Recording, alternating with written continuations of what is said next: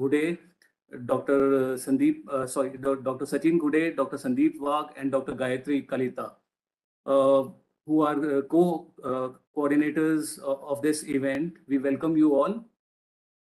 So as Dr. Sanjay has also shared with all of us that the objective of this event is to bring together eminent speakers, eminent persons and experts from academia and industry on the same platform for deliberating on major issues concerning climate change. So which is severely impacting on various ecosystems of various sectors of our economy. With this event, we intend to initiate a dialogue between researchers and industry leaders to engage for seeking common solutions for tackling climate change. So it's my privilege to announce that we have today amongst us eminent speakers from academia and research, academia and industry. We have Dr. P. Mukhopadhyay, who is a scientist F in Indian Institute of Tropical Meteorology, Pune. We have Dr. Mukund Dev Bahera, who is Associate Professor and Head, Center for Oceans, Rivers, Atmosphere and Land Sciences, IIT Kharagpur. We have with us Shri Vikas Aswale, who is General Manager at Suzlon Energy Limited, Pune, Maharashtra. We have among us Shri Abhinav Saxena, who is Deputy Manager, Technology, Adani Green Energy Limited. We have among us Shri Ronak Sutaria, who is CEO, Respirer Living Sciences, Pune. We have among us Dr. Rakesh Kadavirgu. He is a senior scientist in CSIR Niri, Nagpur. We have among us Dr. Abhineet Jain, who is from Maxer Technologies, Singapore. We have among us Shri Rajeev Samanth, who is Chief Operations Tata Power. Unfortunately, Dr. Yogesh Patil, who is CEO SkyMet Weather Services, could not make it today due to medical emergencies. So we have Dr. Makaran Kulkarni, who will be speaking on his behalf. So we welcome you all, and it's indeed a great honor to have you on board.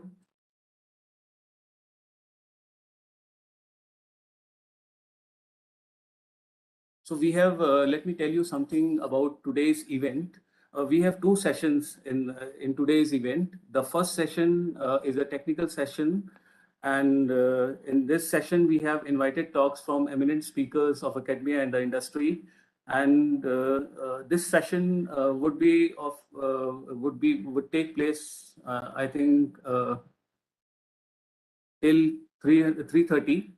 And there would be 8 minutes presentation of each speaker, and which will be followed by 2 minutes of question and answer session. And this session would be chaired by Dr. Mukund Dev Bahera, and it will be moderated by Dr. Sandeep Wagh from IITM Pune. The second session is about the panel discussions. The second session would be chaired by Dr. Mukhopadhyay, and so with your permission, with the chair's permission of first session, can we move on to the first session? Dr. Bahera, sir, please. Thank you very much, Dr. Amit. Am I audible to all of you?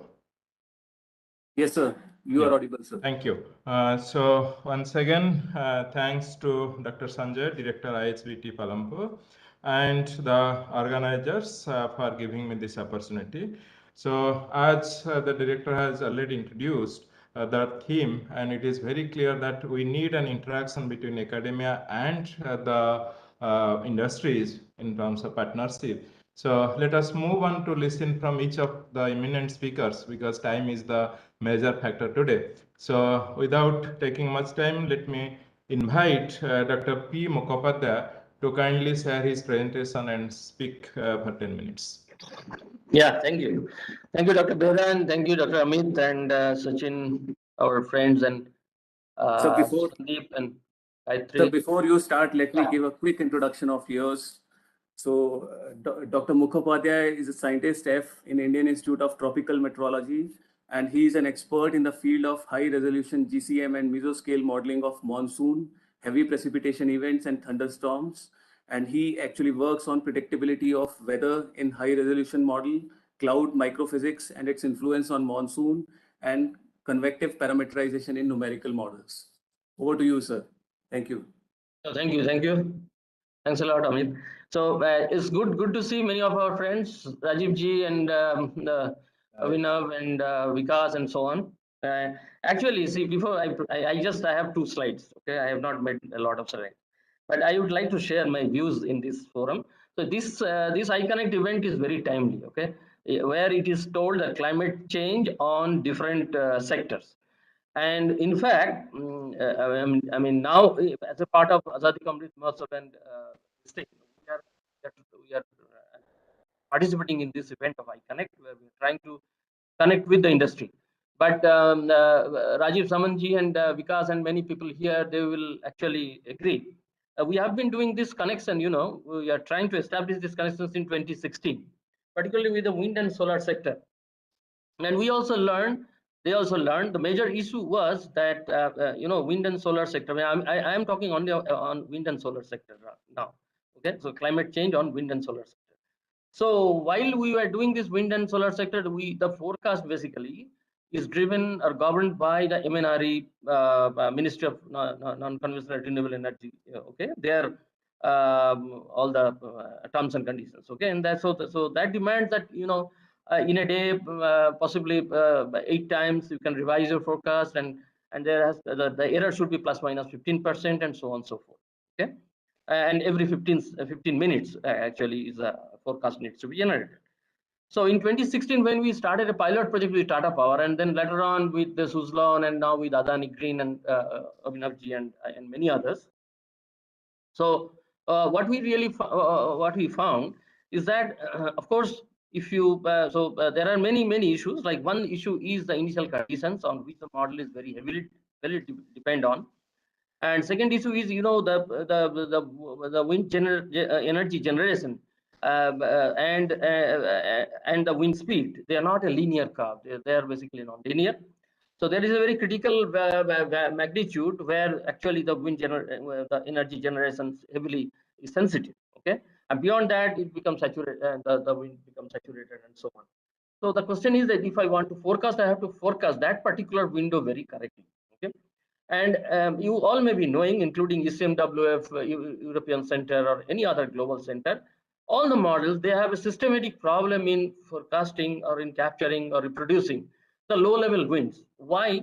Because the initial conditions, the initial value that goes into the model, that actually is responsible to make the model forecast perfect, that the low-level winds are very erroneous. Okay. So now very recently only, you may be knowing, the European Space Agency, they have put a LiDAR on Aeolus. Okay. After a lot of attempts by many people across the world. So this Aeolus data is now going into our ECMWF data assimilation initial conditions, and we are hoping that our initial condition for the low-level wind will improve. Okay, so that's one part of the story. So that we are still evolving, and also the other thing what has come out in this connection with industry is that when we do a meteorological forecast, our forecast needs to be validated. That is a very important component of any forecast. Okay, now yeah, there is an issue, and that is quite valid, because the stakeholders, they don't normally share the data very openly. That has a reason of its own. So that's why there are different bottlenecks, there are different challenges in perfecting your model. Even if you use AI/ML technique or any technique, bias correction or anything, you need a long-term data which you will use for bias correction of the forecast or for using the AI/ML. But anyway, things are improving, and through different, we have several MOUs with the stakeholders, and through that MOU, we are even getting the data, and we are also sharing our data with the POSOCO, for example, in WRLDC Mumbai. Okay? This is one part of the story. So this is a very short-range forecast. So, but when we discussed with, as I was telling, since 2016, we have been discussing with the industry. Okay, and we are continuing. So even Rajeev Samanth will agree that there are frequent, queries from the stakeholders that how will be the wind or the solar forecast say next season, for example. How hot will be the hot season? How cold will be the cold season? Okay, and they want to know this in sufficient lead time. Okay, so that answer was not readily available. It is not till today. Actually, we had arranged one brainstorming last year, and we had a detailed discussion. But we till today we could not make that data available to stakeholders. That is one gap I think still we are having. We have to fill that gap as soon as possible.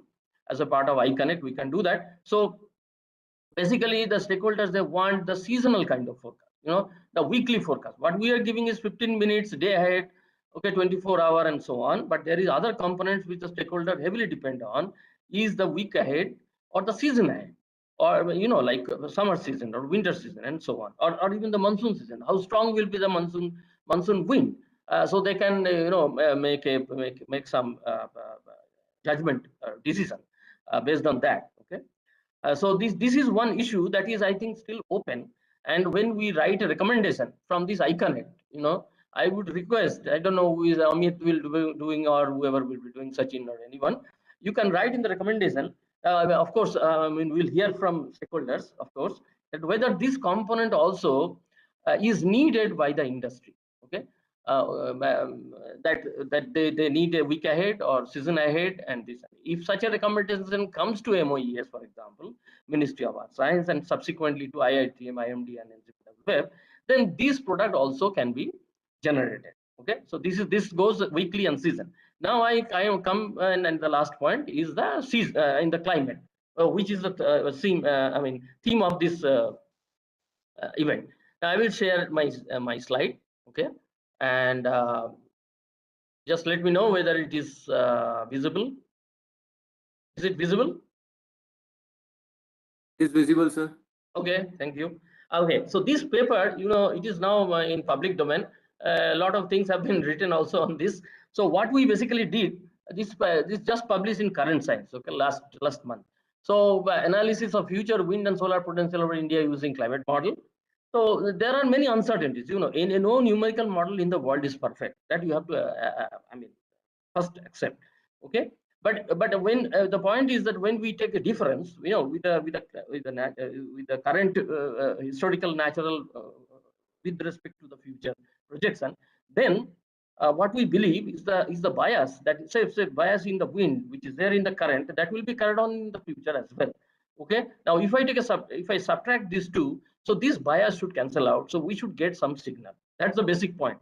Now, but still there are many models, which one to believe. There are various resolution and so on and so forth. So we basically took three types of system. One is CIMIP 5, couple model intercomparison project 5, and couple model intercomparison project 6, IPCC recent one, and also the CORDEX, which gives the regional climate change scenario. So when we do all these three systems, we analyze, and we do in next 50 years. Actually, we got motivated by our earlier secretary, Dr. Rajeev, sir. He told us, don't go to 100 years or 200 years, where none of us will be present. So go for 50 years. Okay. So when we do a 50 years analysis, I shared this paper to many of you. Otherwise, it is there available in Current Science website. What we found is the next slide. You can see. Yeah, so this you see. So we basically divided the whole India into seven regions. Okay, one is Gangetic Plain, Eastern India, Southeastern India, Southern India, Western India, Northwest, and Central India. Okay, now you all know better than me that these are the regions which have potential. So, for example, the Southern India has a big potential. Western India, Northwest India is the major hub of all these, so wind and solar and so on. Now, if you go and of course Eastern India, Gangetic Plains, it has its own limited resource available. So what we found is, if you come to the solar, okay, and whether you take CORDEX or whether you take CIMIP 5 or CIMIP 6, we are getting in solar a consistent signal. Whether there is a kind of a decrease, okay, likelihood of particularly in this western and northwestern region. But there are certain discrepancy in the model. For example, here in southern India, it is showing increasing, whether these two models are showing a decreasing. Okay, so there is a mismatch between CORDEX and CIMIP 5. Coming to wind, again, there is a good, there are certain, for example, Western India, we are finding there is a consensus among all the models. Okay, and Central India, there is mostly it is neutral, and Southern India also there is a consensus that there is kind of a neutral, but there are certain areas, certain pockets basically, where we are finding that there could be some increasing trend as well. So anyway, so my point is that this paper is big. I don't want to show any figure here. So what I mean, the message, the take-home message that we are getting from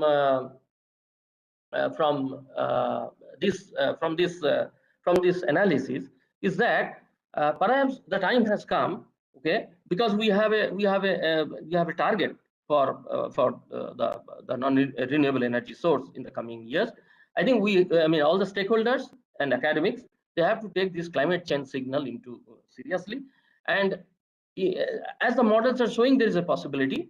Possibly time has come that we gear up our R&D, so that even if the solar radiation and certain things get reduced 5-10%, still our production or energy remains at equivalently. So accordingly, the efficiency or engineering or technology needs to be possibly geared up. And lastly, I will tell that when I discuss with the climate expert like our institute, Dr. Krishnan and others, so they actually tell that, see, this solar radiation decreasing trend is consistent with the IPCC, because we have not attributed actually here. We have not made any attribution, but if you see the IPCC, it goes hand in hand with that, because IPCC also predicts there is an increase of aerosol, and with increase of aerosol, there is a the cloud lifetime increase that is established. So if aerosol increase, there is an increase of cloud lifetime. Now, if cloud lifetime increase, then there is going to be a this percentage decrease. What we are getting is a possible projection. So I will stop here, Dr. Behra, and if there is any questions or discussion, we can take it forward. Okay, thank you. Thank you, Dr. Mukhopadhyay, for making the point very clear that we need better models for better prediction in terms of temporal, like weekly or seasonal, as required by the investors. Okay, we'll move on to the next presentation. Dr. Shri Vikas Asle. Please stick to the time, 10 minutes, Mr. Vikas.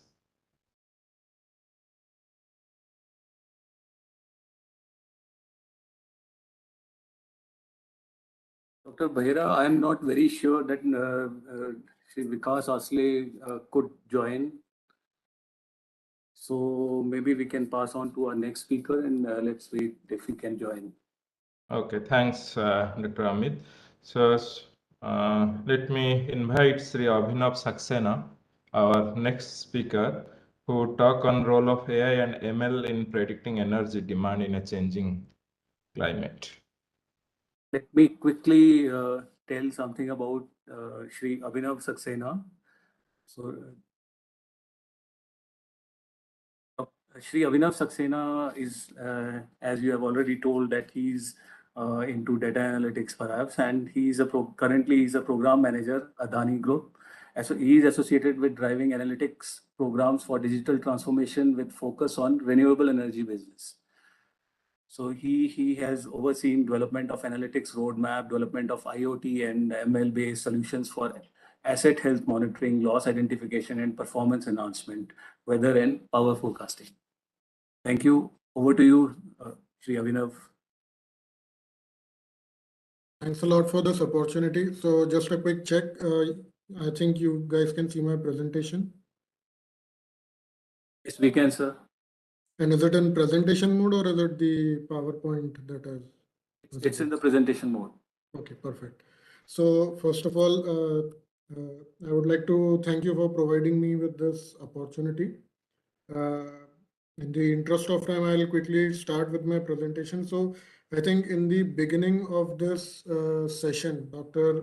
Sanjay Kumar used a very apt word, which was ecosystems. Although he may have used it in a different context, but as you go through this presentation, what you will realize is that we humans have also ended up creating a very, very cohesive and a closely knit ecosystem for ourselves, right? So in this particular presentation, the impact of climate change is very vast. My speculation is that there is barely any activity on this planet which will go unscathed because of the impacts of climate change. Right, but in this particular presentation, I've just tried to narrow it down to what happens to power supply and demand as a result of climate change.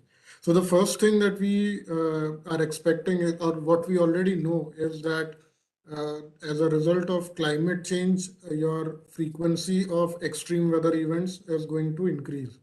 Right, so you will have more days which are extremely hot or extremely cold or extremely heavy rainfall.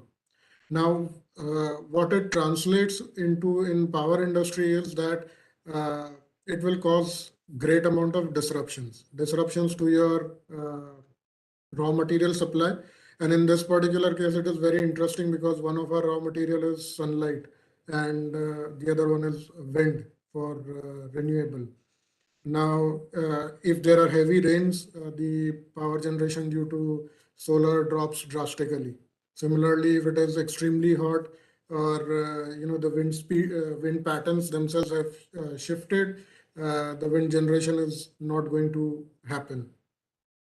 Alternatively, what we have also been seeing is that because of these extreme weather events, our equipment gets damaged. So your transmission lines, they have encountering more stress because of high wind speeds or high temperatures or extreme cold. And as a result of which they are more prone to failure now. Similarly, our equipment itself, because of events like hailstorms or even flooding, our equipment gets damaged. And a very prime example here is what has happened in the state of Texas in 2021. So I would just want to delve in a bit more detail here because in 2021, because of the polar vortex, Texas faced most severe winter in its 30-year history. So in last 30 years, this was the most severe winter that they faced. As a result of this, the grid in Texas was on the verge of collapsing. So it was just a few minutes away from collapsing. And when the grid collapses, it's basically everything, all your power systems, everything have gone down, and it will take you weeks or even months to just restore it to normal, right?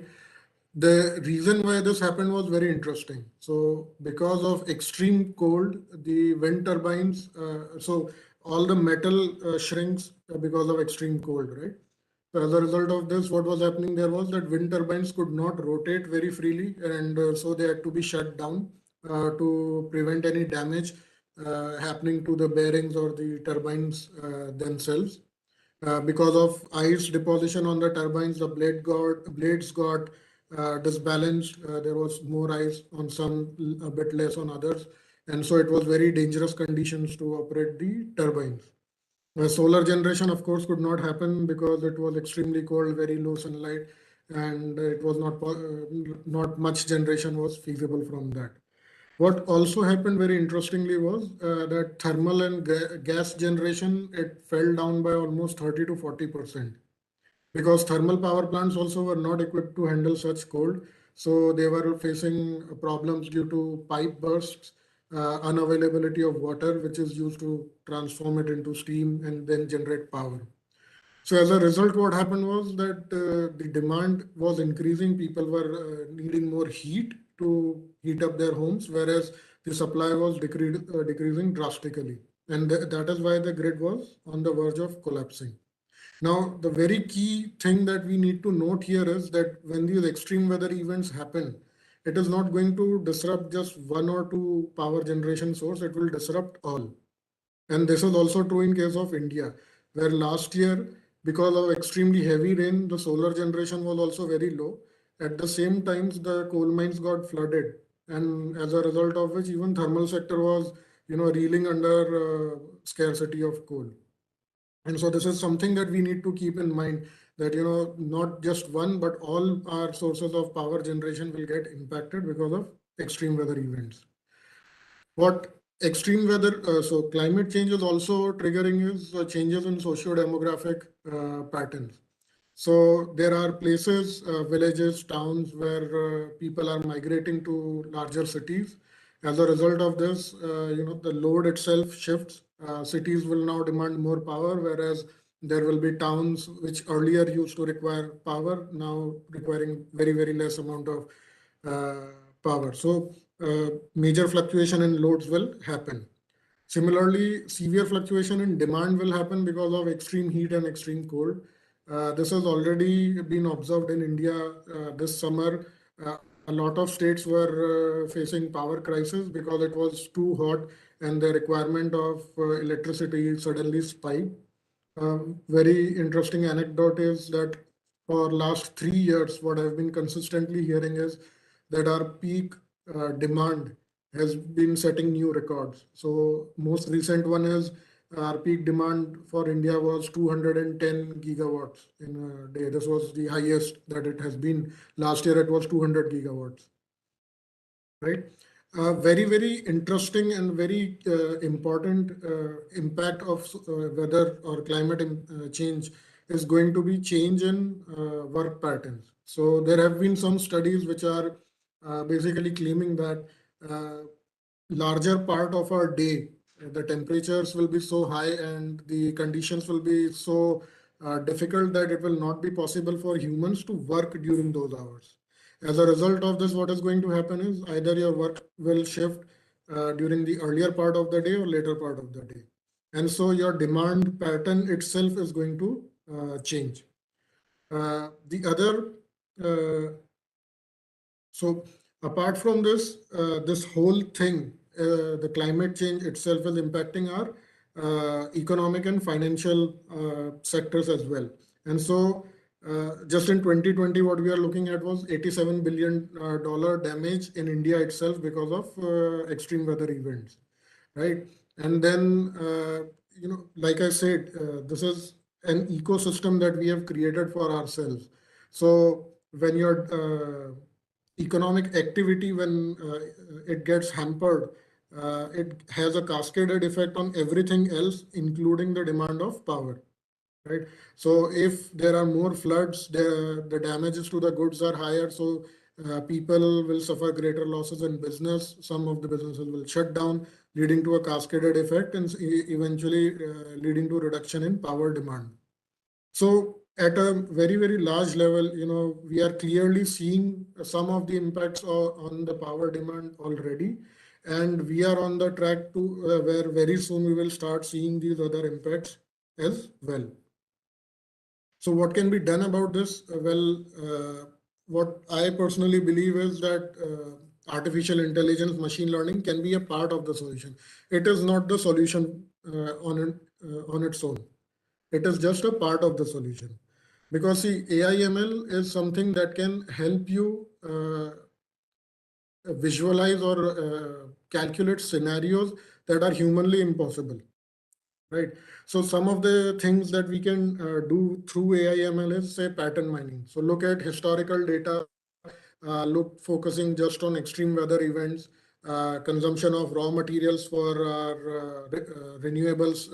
In this particular case, it would be weather, coal supplies, silicon generation. So looking at patterns of these things, our own consumption pattern, how is our demand changing? When are there specific patterns? So are there specific duration or seasonal behaviors, and not even seasonal behavior, because a lot of analysis has already been done on that, but change in our behavior from seasons, say 15 years ago to now. What are the patterns that we are seeing there? So those kind of pattern mining can easily be done through machine learning. This is already being done. It is done in my organization, and we can get some glimpse of how our future is going to look like. Forecasting, of course, this is the most simplest use case. But here again, a lot of creativity can be done. We have had some discussions with Dr. Mukhopadhyay as well as to how machine learning can be implemented in weather forecasting. So specific phenomenon within weather can be modeled easily through machine learning. I was reading a very interesting paper where with 80% accuracy, they have been able to predict ENSO oscillations, right, using machine learning. So those sort of models can be created that can help us generate insight much in advance, and hence help us allow to plan. A very interesting area from, according to me, is complex model creation. So now what we are saying is that power demand is not just a function of my generation, which is, availability of sunlight and wind, but also a function of my social, economic, and political factors. If my people are migrating from one city to other, the demand in that particular city is going to go down. So we can create models using machine learning to envision these complex scenarios, right? One very big improvement that I'm expecting to come is through IoT and edge computing. So in our organization, we are already using IoT to a great extent, and we are capturing very granular weather data. With edge computing, what also happens is that you will be able to process a lot of this data at the site itself and make make critical decisions very quickly. Otherwise, the limitation of this whole process is that you have to get that data to a central location, then process it, and it takes a lot of time, right? In near future, what we are also going to see is federated AI. This is the next level of edge computing, wherein the devices are intelligent themselves and they train their own models. So one of the things that has already started happening in the industry is data delge. So there is a lot of data that is being captured, and now it is becoming a challenge for us to store and manage these huge volumes of data. In my organization itself, we have run into terabytes of data already, even though renewable is a relatively new business, right? And very soon we'll be reaching some petabytes.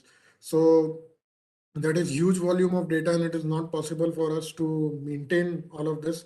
And so what we are seeing is that the devices themselves will become intelligent in the sense that they will train their own models with the local data and just communicate the model details, right? And of course, if quantum computing becomes successful, then it will be a major boost for weather forecasting, because we will be able to simulate much more complex scenarios. But there is a very big catch when using machine learning, and it is that historical patterns may not indicate future trends. Why? Because machine learning, artificial intelligence algorithms, the drawback is that they rely on historical data, and historical patterns we are seeing are not repeating. So what you see on the left hand side is the wind anomaly map. This is by a company called Arcvera. And what they have done is they have taken ERA 5 data for last 40 years, and they are comparing the current wind speeds as regards to the historical data. And already we are seeing anomaly across entire country. And this is true for each and every month, because we keep on monitoring these maps on a regular basis, right? So historical data is definitely not going to continue. There will be shift in data because of shifts in weather pattern, right? The other major factor that is coming into picture is rapidly changing landscape because of growth. So a large amount of areas are now getting deforested and buildings are coming up. As a result of this, there are micro level changes within the weather itself. And so a lot of data that we have captured historically may just become obsolete. And that is why that brings us to the next and the most important point that I would want to discuss even in this session, which is the unavailability of quality weather data. Because right now, even though we have made a lot of progress as a country, we are still very far away. We still struggle getting good quality weather data for specific locations. And this is going to be the biggest challenge. So I think I'm more or less just in time. over to you, Dr. Bera. Yeah, thank you, Shri Saxenaji. You have rightly brought out few important things. One is that in this warming world, we are experiencing extreme weather events more frequently, both in terms of dimension and the magnitude.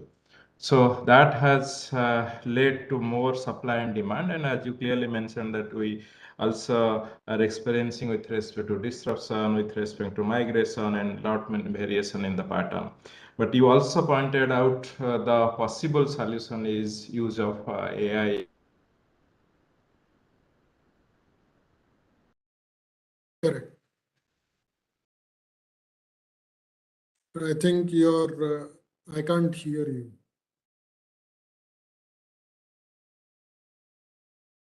So Vera, you are not audible right now.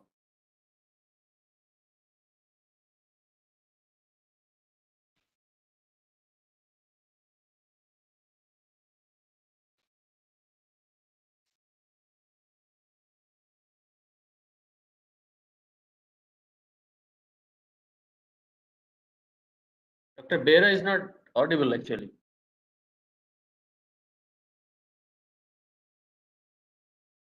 Sir, we cannot hear you. Hello? Now it's audible. Now you are audible. Yeah. Sorry, I said few words that I think, okay. So I must thank Sri Rajeev and Sri Abhinav Saxena for a good piece of information. He has very clearly informed this audience that in this warming world, the extreme weather events are happening and happening more frequently with respect to dimension and the magnitude. So that has perhaps led to a new demand in terms of we are getting a lot of disruption in the raw material supply, change in the socioeconomic pattern and various other demands. But he also gave a solution, a very clear-cut solution, the pathway that we should enter and focus more and more into data analytics, where more data can enter can be analyzed using DL, AI, or ML, or your Internet of Things, IoT.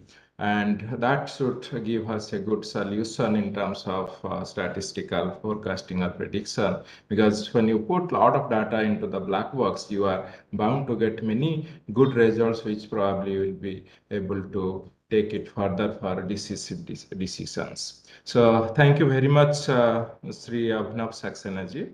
Now I will request the next speaker, Sri Rajeev Samanth, to Just a minute, sir. Just a minute, sir. So we have one question, which is there in the chat box. So maybe Abhinav can. Yeah, that is a question. Should we take it now or later, Amitji? We can take it later also, as you wish. Okay. So the question is here, but I'll request if we can take it later. Let us finish the presentation and hear all the eminent speakers. Yes, Sri Rajeev Saxena. Sir, next speaker is Shri Rajeev Samanth, and let me give a quick introduction of Shri Rajeev. So he is associated with wind sector since 1994, and he is right now also vice president of Indian Wind Power Association.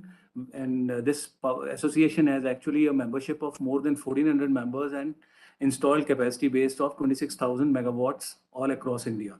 So he's involved in the development of more than 5 gigawatt of wind power projects, which are in pipeline, and established more than 1 gigawatt, of this power projects in India and South Africa. So he is currently serving as Chief Operations Wind at Tata Power, and he would be speaking on wind power generation in a changing climate scenario. Over to you, sir.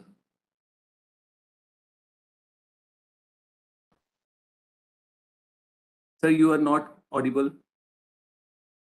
Yeah, Rajeev Samanth, please.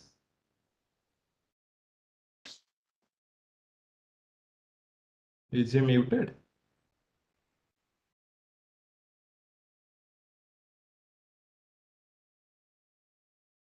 So we are not able to hear you.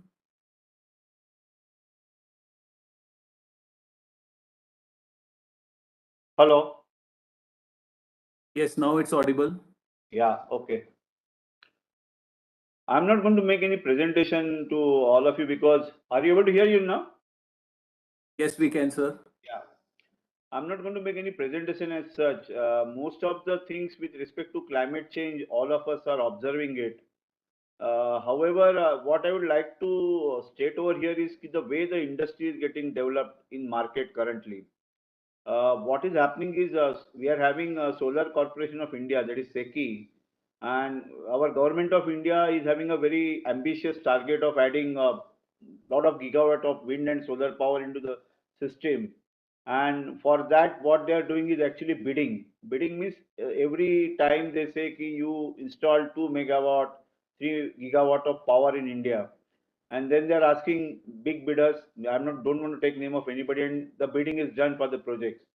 And what is happening is that for this bidding, most of the players are depending on the wind forecast, which was of earlier historical data of last 10 years, 20 years, and based on that, they are bidding the tariff for the next 25 years.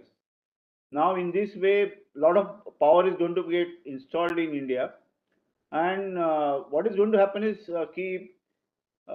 what we are observing is that most of these players are saying maybe the generation will come X in these coming years, and somehow already Dr. Mukhopadhyay has already came with a paper saying that the generation is going to drop down. So already most of the industry is now worried with this scientific paper which has come, what is going to happen to their investment which they have made, considering the long-term investment of next 25 years. Are we going to have this all this investment which is going to go to into doldrums? Are we creating assets which are going to be non-performing assets?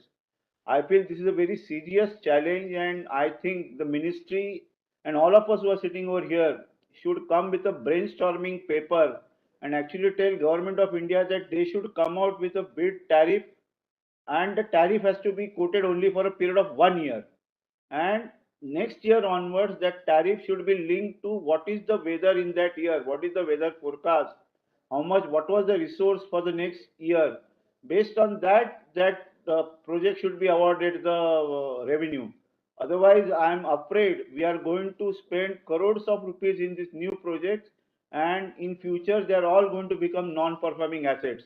And I think we should quickly look into this matter very quickly, which is a very serious issue, because this obviously the term is wind farm, and I think that farm is a very important word which is used over there. Most of they are the industrialists, but they are like farmers only. I will not be so. I am very disturbed to tell you, but there are many OEMs in India who have become loss making only because of this policy of bidding has come.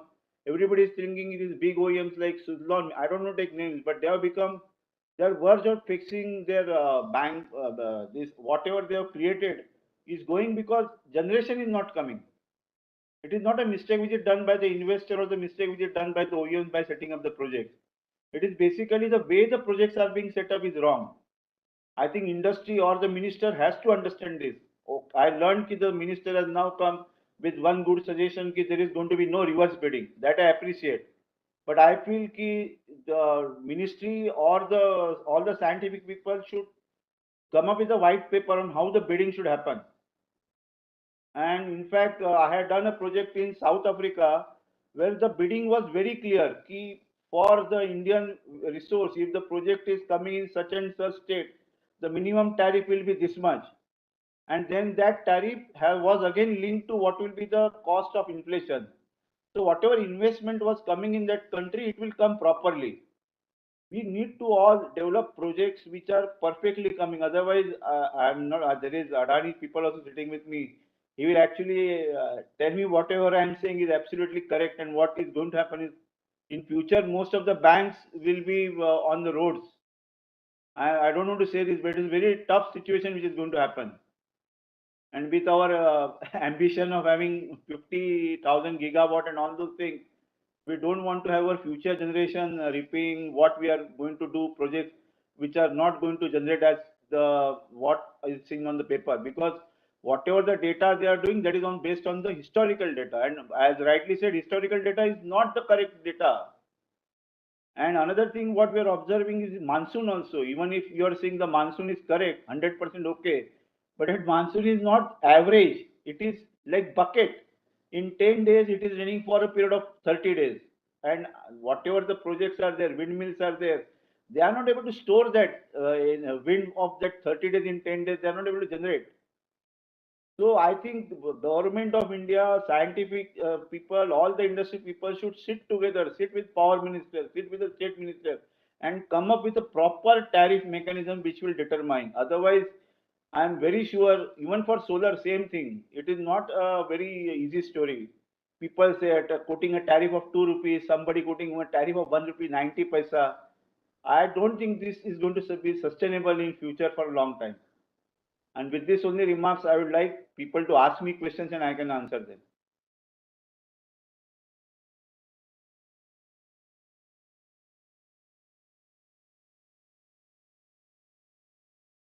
Hello. You have some questions, if some of us have.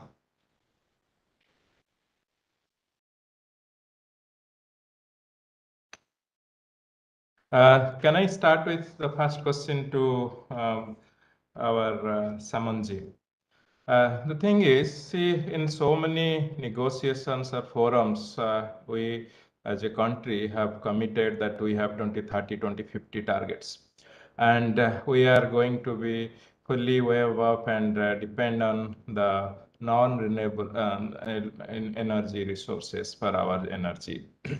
Having said that, as you mentioned that some of our prediction, the scientific predictions, maybe giving little confusing information or pessimistic information.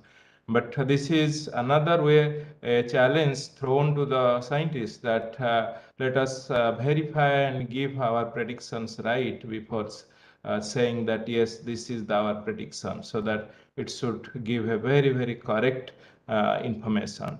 This is what I thought. So what is your comments on this? As I again told you, if I ask the wind data over a period of 1 year, there are chances ki your data of 1 year may be right also. But the basic thing is that, as I said, wind speed. Suppose in month of July, we want the wind speed to be, say, average of 10 meters per second for a period of 30 days. What is happening is, due to this climate change, that wind speed of 10 meters per second, what happens in 4 or 5 days, the wind speed goes up to 15 meters per second. And if you go to the average, it will come 10 meters. But it will be 15 meters for 5 days, and for the next period of 20 days, it will be only 6 meters per second. So it is a bucket type of wind speeds which are coming. So scientific community will be not also able to answer this. How this wind speed has actually come into the picture on that in that whole year. So basically, when we calculate the generation number for any project, maybe wind project or solar project, it is based on a period of 1 year.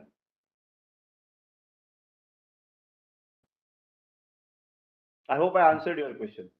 Yeah, thank you. Just because I'm totally ignorant in this area, I thought just to start the discussion. Dr. Mukhopadhyay is expert in this. Like, can I just ask a small question? So Rajeev ji, very interesting. Are you trying to mention that this tariff should also be connected with the evolving climate change kind of thing? I mean, tariff and climate change should be connected, something like that you are trying to say? Sir, I'm honestly saying ki this is the right time to do this. If we don't do this in future, we are going to create NPA, non-performing assets. Okay, so this may be, Dr. Amit, I would suggest this can be as a recommendation. This can go. Yeah, it's going to be gambling which is done by industrialists. I'm not saying wrong, but it is going to be only a gambling which is going to be done. I don't think maybe people from Adani may agree with what I'm saying, but I'm very sorry to use these words which are very. I 100% agree. What you are saying is 101% true. Every word you are saying, we are in agreement with what you are saying. In fact, sir, I would like to tell you, when your earlier MD was with us, when this bidding came, in fact, I oppose. I'm saying bidding should not come for renewable sector because it is going to kill the renewable sector. It is not the way we can have projects done on bidding basis, because in case of coal, it is okay. Coal is in your hand. you know how much coal you have to add into a plant and generate. But over here, we don't know how much wind is going to go into the turbine. What is going to happen next day? I don't know.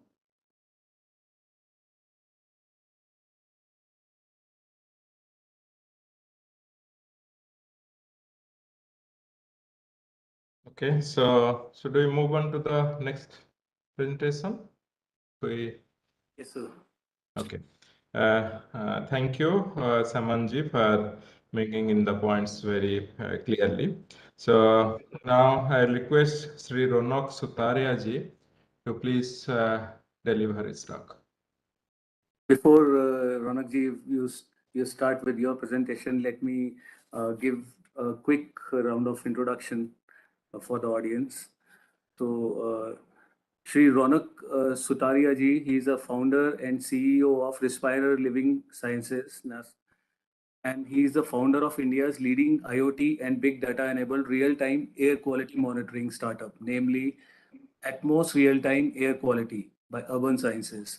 Respire Living Sciences is one of the 4 organizations in SCAI's first cohort, using access to machine learning and data visualization specialists, as well as Azure and Power B1 credits from other Microsoft entities. Ronak Sutaria ji built a Power B1 dashboard to tap data from 240 government air quality monitors as part of the National Clean Air Program Tracker. Over to you, sir.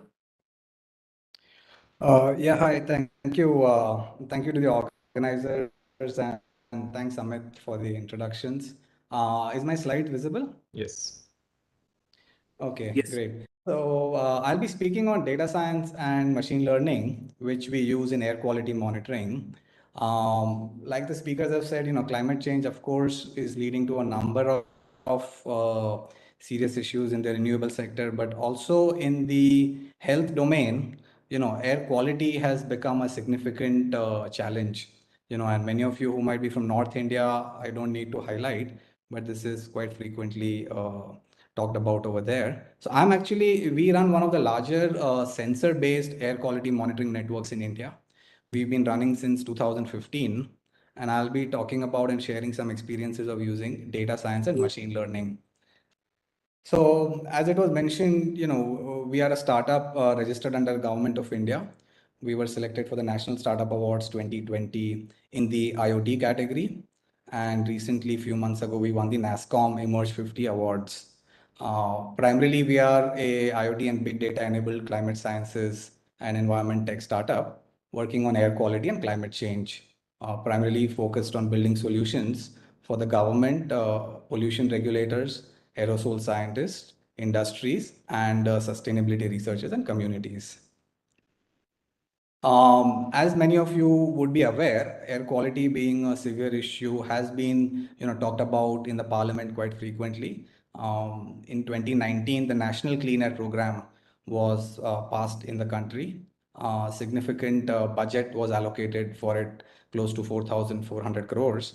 Primarily, the NCAP has been focused in 132 cities of India.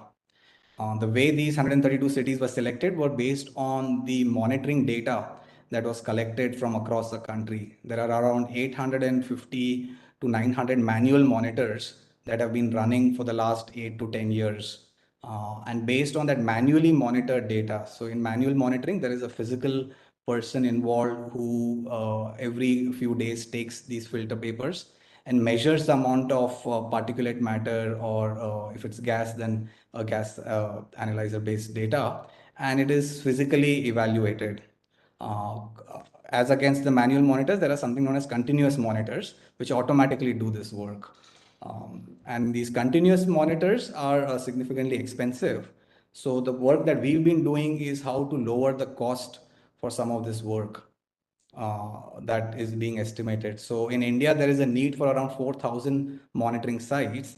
And as of now, we have about 400 sites covered in India. So there is a 10x greater network that is required.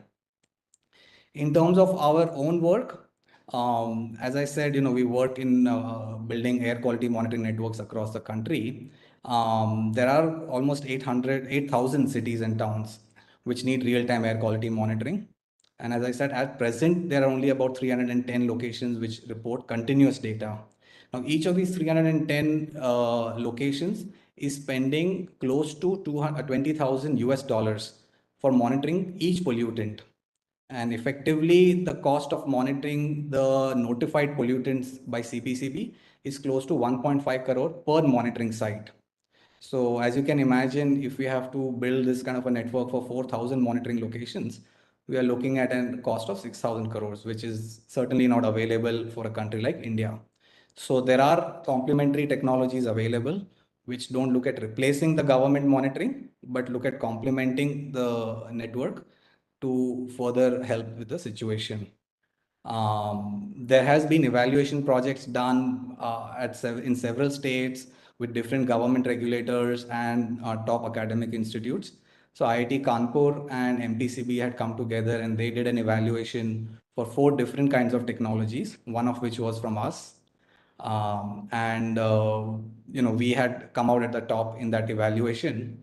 But essentially, the finding was that low-cost solutions, which may cost anywhere between 1/10th to 1/20th of the government monitoring solutions, can provide data which is almost accurate up to 0.85 R squares. So people who work with calibration data would know that an R square of 0.85 is significantly good. It follows the reference monitor to a large extent.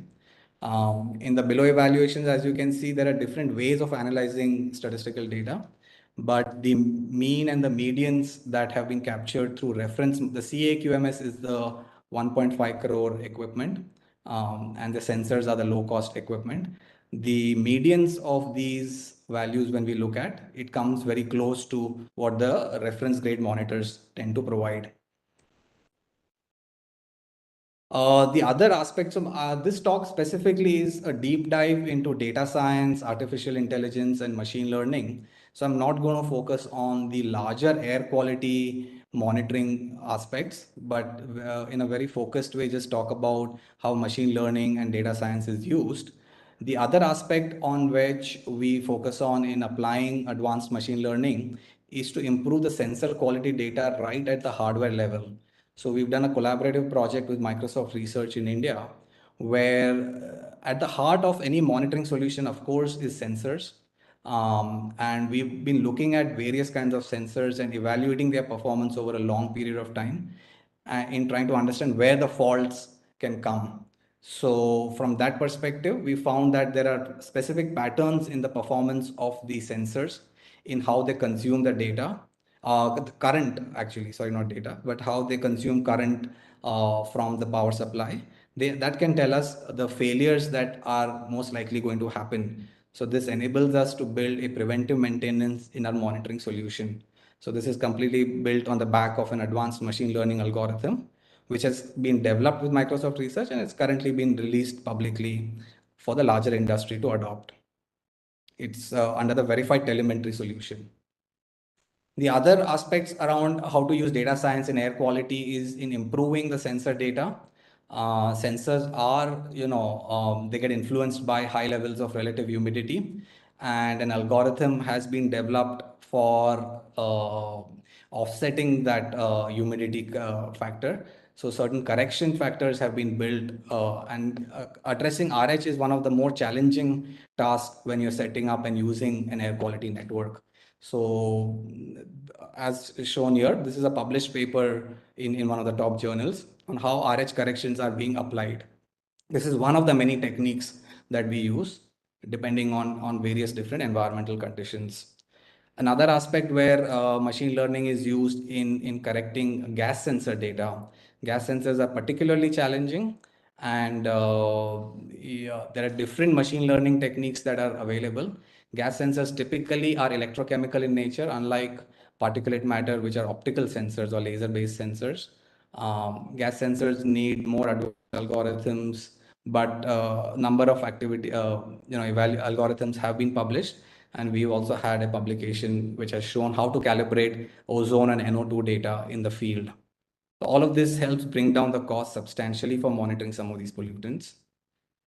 Coming out of the calibration space, effectively, if we have to look at other machine learning applications, then the final application of sensor data is usually to monitor certain hotspots or construction sites or industrial sites.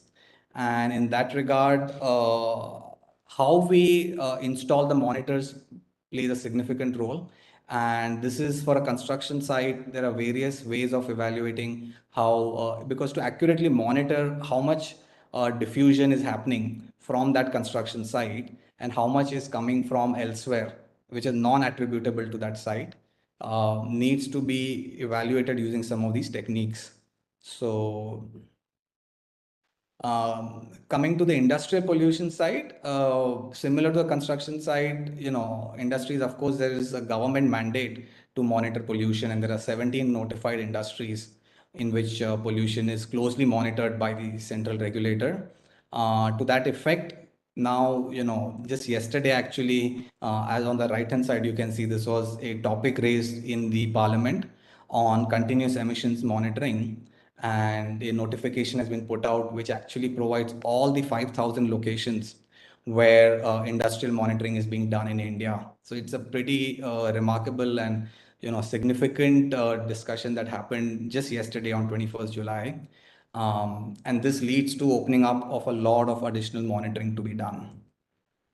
Finally, from a satellite data perspective, we use machine learning, computer science algorithms to evaluate emissions inventories, or just looking at satellite data. So we've done a project for tracking methane levels across India, and we've been looking at which are the highest methane emitting locations, both from the satellite Sentinel datasets and the ground up emissions inventory datasets. Some of the findings are very interesting. If we have to look at just the gas-based emissions in India, the satellite data or the emissions data actually very clearly shows where gases, the natural gases used for combustion are being stored and transported along the key highways of India, and where most of the methane emissions are taking place. So for me, it was surprising to see actually Mumbai being at the top, because that's the city where I am from, and I had never realized such high levels of methane are coming from that city. This is just a project which we've done, funded by the Department of Science and Technology with IUSSTF, where we evaluated several machine learning algorithms for air quality, and several IoT technologies were implemented. So this was a 3-year project. It was initially a 5-year project, which then subsequently was executed for 3 years. In collaboration with IIT Kanpur, Duke University, IISc, and IIT Bombay. And we were the industry partner for this, and DST had supported this project along with Intel. Broader technologies outside of data science, machine learning, there are a number of IoT technologies which remain relevant to this kind of work. We have a patent filed on NB-IoT technologies. We have a project going on with Ericsson and Airtel. So we implement several different kinds of IoT technologies. There are big data APIs for both time series and GIS platforms. There are some associated projects which are born out of the air quality work we did. During pandemic, we built oxygen monitors for testing oxygen concentrators. So this has been used in several locations in Pune and around to test oxygen concentrators. Similarly, TIFR, the Tata Institute of Fundamental Research, used our equipment to test N95 masks. So this was again subsequently supported by DST. And now we are actually putting significant focus on indoor air quality monitoring and how ventilation can be measured using some of this kind of monitoring equipment.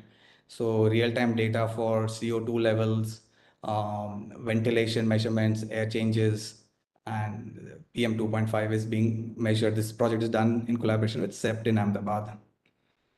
The broader air quality market is significant for India. Currently, we import most of the equipment, but the whole market size is more than 1,000 crores per year. And that's where the whole Atmanirbhar focus of the government has been, where we've been contributing to building some of the technologies locally. This is the last slide. We are a small team of 12 people working out of Pune. So that's all from my side. Thank you, Ronakji. You are a small team, but you are doing a lot of work. It's interesting, actually. And particularly the methane tracking, what you have shown over an India map. that is very interesting, and you are also trying to see it along with the next one, along with the satellite data set. So it's very interesting, and I'm sure this is going to be very much useful in this what do you say, changing climate, as a lot of these emissions are getting released to the atmosphere. Thank you very much for bringing this very clearly to this August gathering. Next it is me. So I'll quickly share my slides. Before you start, let me introduce you a little bit. So Dr. Mukundadev Behera, he's an associate professor and head Center for Oceans, Rivers, Atmosphere and Land Sciences. Its short form is called CORAL. It is based in IIT Kharagpur. And Dr. Behera has made outstanding contributions to the fields of forest remote sensing, land and water resources management, and ecological climatology through theorizing, modeling, and conducting innovative experiments and field-based measurements.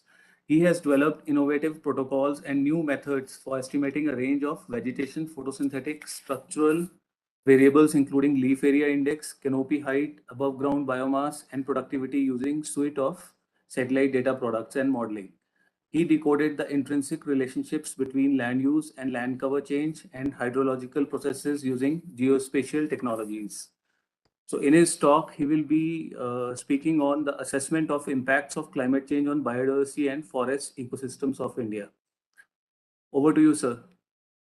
Thank you very much, Amitji. Hope my slides are visible. These are visible, sir. Yeah, thank you. So, friends, in continuation to our discussion, I will talk by taking help of few slides on assessment of impacts of climate change on biodiversity and forest ecosystems of India. And I will talk on how the forest types are influenced or are experiencing the change in climate, or particularly the anomaly with respect to precipitation, temperature, vapor pressure deficit. And then I'll also try to explain how the biodiversity, particularly the plant diversity, is experiencing or related to the climate change. So let us see the impact and effect both vis-a-vis. And then the resiliency in terms of forest cover, and a kind of dynamic habitat index, where we will talk of the photosynthetically active radiation, or if it is more the fraction of absorbed photosynthetically active radiation. And we'll also see the impact of heat wave and the environmental heterogeneity. And finally, just to talk of our neighbor with respect to SST, or sea surface temperature. So I thought I will show you this slide to begin with. Here, this is a very beautiful slide where the simple process of photosynthesis is shown at a global scale, where temperature, water, and sunlight are becoming the limiting factor as far as the primary productivity is concerned. Okay, so as all of us know, the plants, they prepare the carbohydrates in presence of sunlight, and by taking water and nutrients from soil. And temperature is a very important variable, because it helps in doing a lot of chemical analysis, chemical reactions. So friends, if you concentrate over India, we'll see that over the tropics, including India, the moment I say tropics, plus or minus 30, you can say. So plus or minus 30-degree latitude, you can see the productivity, or the primary productivity is majorly dependent or getting constrained or limited by the presence of water. That is happening over India and most of the tropics, you can see. So from here, I want to take you to the next slide, where we all know that this above or plus or minus 50-degree latitude, you can see there are about 20% area who are experiencing a lot of drying and wetting, both change in precipitation in terms of dry and wet. So these are the two slides which talks about the change in climate variables and how they affect and impact the vegetation, the plant, and the plant functions, including the plant productivity, which you can also say the withdrawal of carbon dioxide from the atmosphere through the process of photosynthesis. So here I'll take you to a few slides where these few slides of 5 to 6 slides where I am trying to convince the impact of climate change or the forest, the vegetation, the diversity what India has, how they are experiencing the climate, the change in the climate. And these are the results of few PhD theses, so which I am going to present before you. Look at this map on the right hand side. This is a 10 to 15 years continuous work by a team of scientists, and this is a vegetation type map prepared from the satellite image. And over that, what we did is we tried to plot the contours. The contours, that means the isoheights of temperature, which is shown in terms of red dots in degree centigrade, that varies between -11 to 1.81 degree centigrade over India, whereas the precipitation anomaly of past century varied between -292 to 208 millimeter across India. All of us know that the variation in terms of precipitation and temperature is not constant. It varies across the spatial extent, also the temporal. So here this is the spatial extent we try to just put to understand that how the precipitation and temperature variation in terms of anomaly has happened over past 100 years over different vegetation or forest types. So what we did here through the project, about 15,000 field sample plots have been collected. These are the locations, and those field sample plots have been converted to grid based maps. Okay, so this grid based map is for the first time which India has as far as a plant diversity map is concerned at grid scale, 1 degree by 1 degree grid. So you can see this number 3 to 622 is the number of species over 1 by 1 degree by 1 degree grid. So maximum 622 has been found based on the ground-based sampling over Sikkim. So this is what you can see. So what I mean to say that this is the ground-based sample data of plant diversity and also a kind of vegetation, number of vegetation types over 1 degree by 1 degree grid. So this led to understanding of the next aspect, like if the change in temperature, that means that mean annual temperature and mean annual precipitation, maximum temperature and precipitation, and the minimum temperature and minimum precipitation, how they are correlated with plant richness. And you can see with respect to this variation partitioning, it's the statistics, you can see the relationship varies, and with respect to coefficient of determination, we could go up to explaining 0.46%. That comes solely from the variation in terms of temperature and precipitation in explaining the distribution of plant diversity. Now, we also try to see it over dominant forest types across India, and you can see on the y-axis here it is precipitation is plotted, and the x-axis is the temperature anomaly, and y-axis is the precipitation anomaly. And this is for a particular forest type, evergreen, tropical, deciduous, moist, sal, and teak. And you can see that how much of the forest are experiencing having different biodiversity level, experiencing various levels of precipitation and temperature anomaly.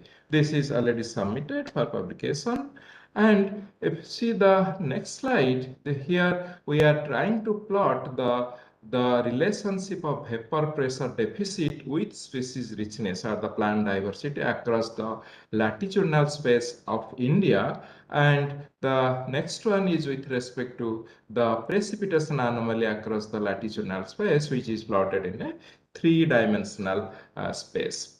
Having done this, we also try to understand the resilience of different forests. If you see, we have forests, crops, and grasslands, the three different formations of life form dominants. So forest, crop, and grassland, and we have taken only the precipitation, particularly the annual precipitation into consideration, and try to find out with respect to the experience they are having in the past. We are trying to forecast based on simple regression models the various tipping points with respect to temperature. So these 6 maps talks about the tipping point or the resiliency of different vegetation with respect to FS. F stands for forest to scrubland change, scrubland to forest change, scrubland to grassland, grassland to scrubland, and barrenland.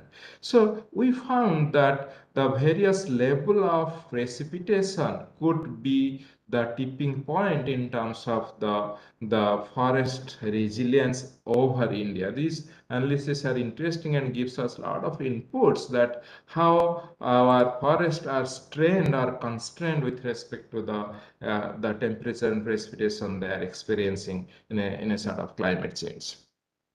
And then this particular work where we have tried to take the aspect of photosynthetically active radiation, which is represented in terms of fraction of observed photosynthetically active radiation.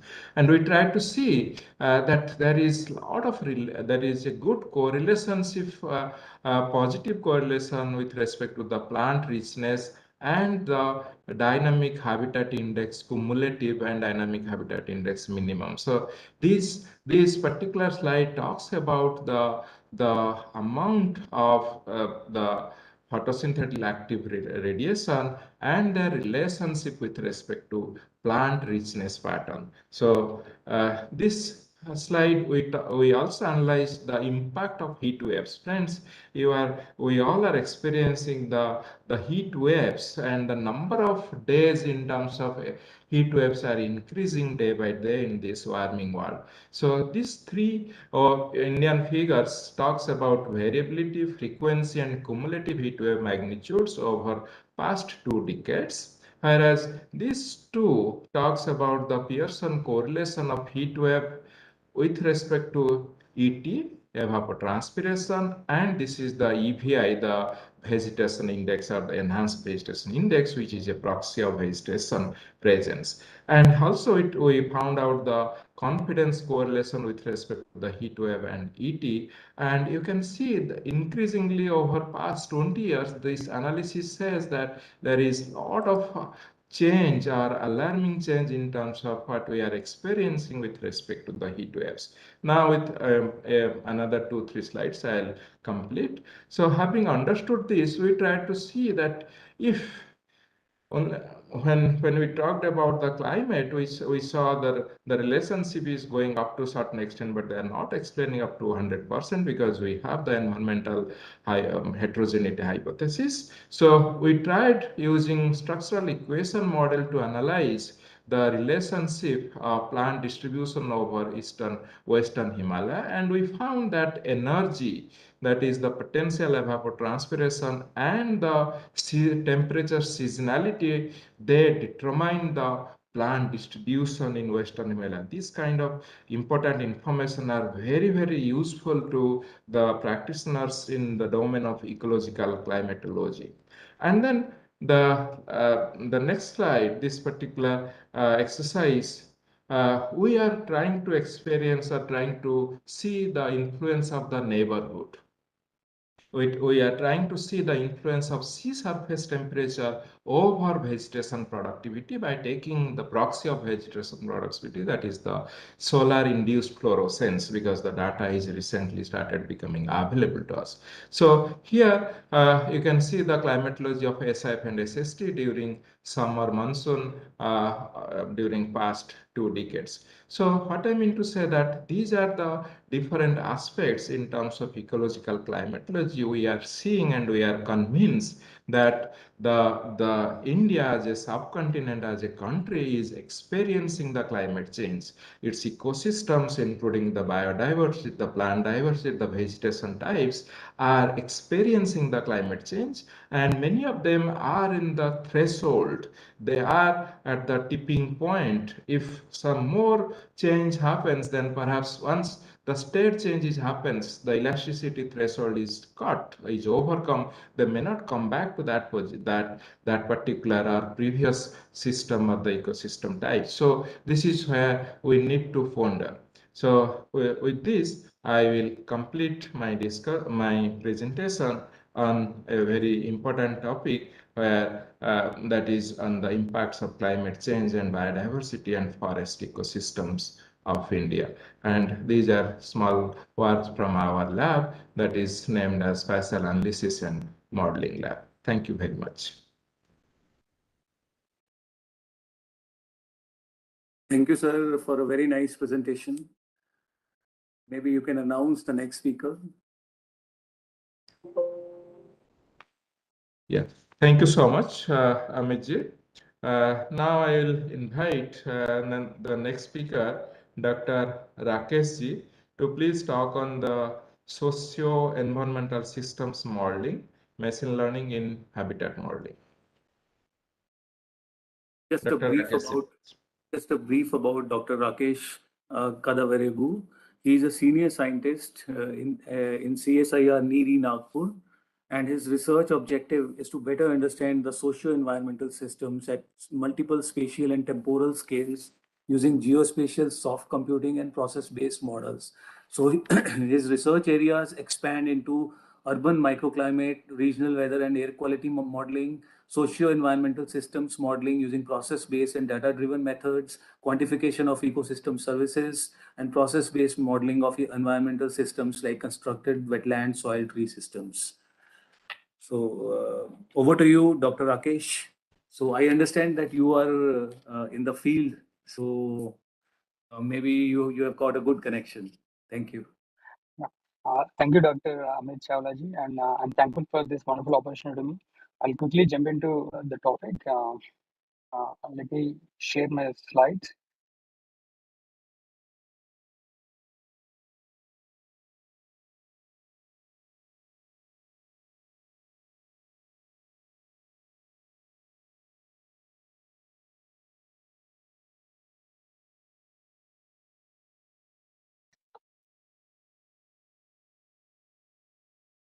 Hello.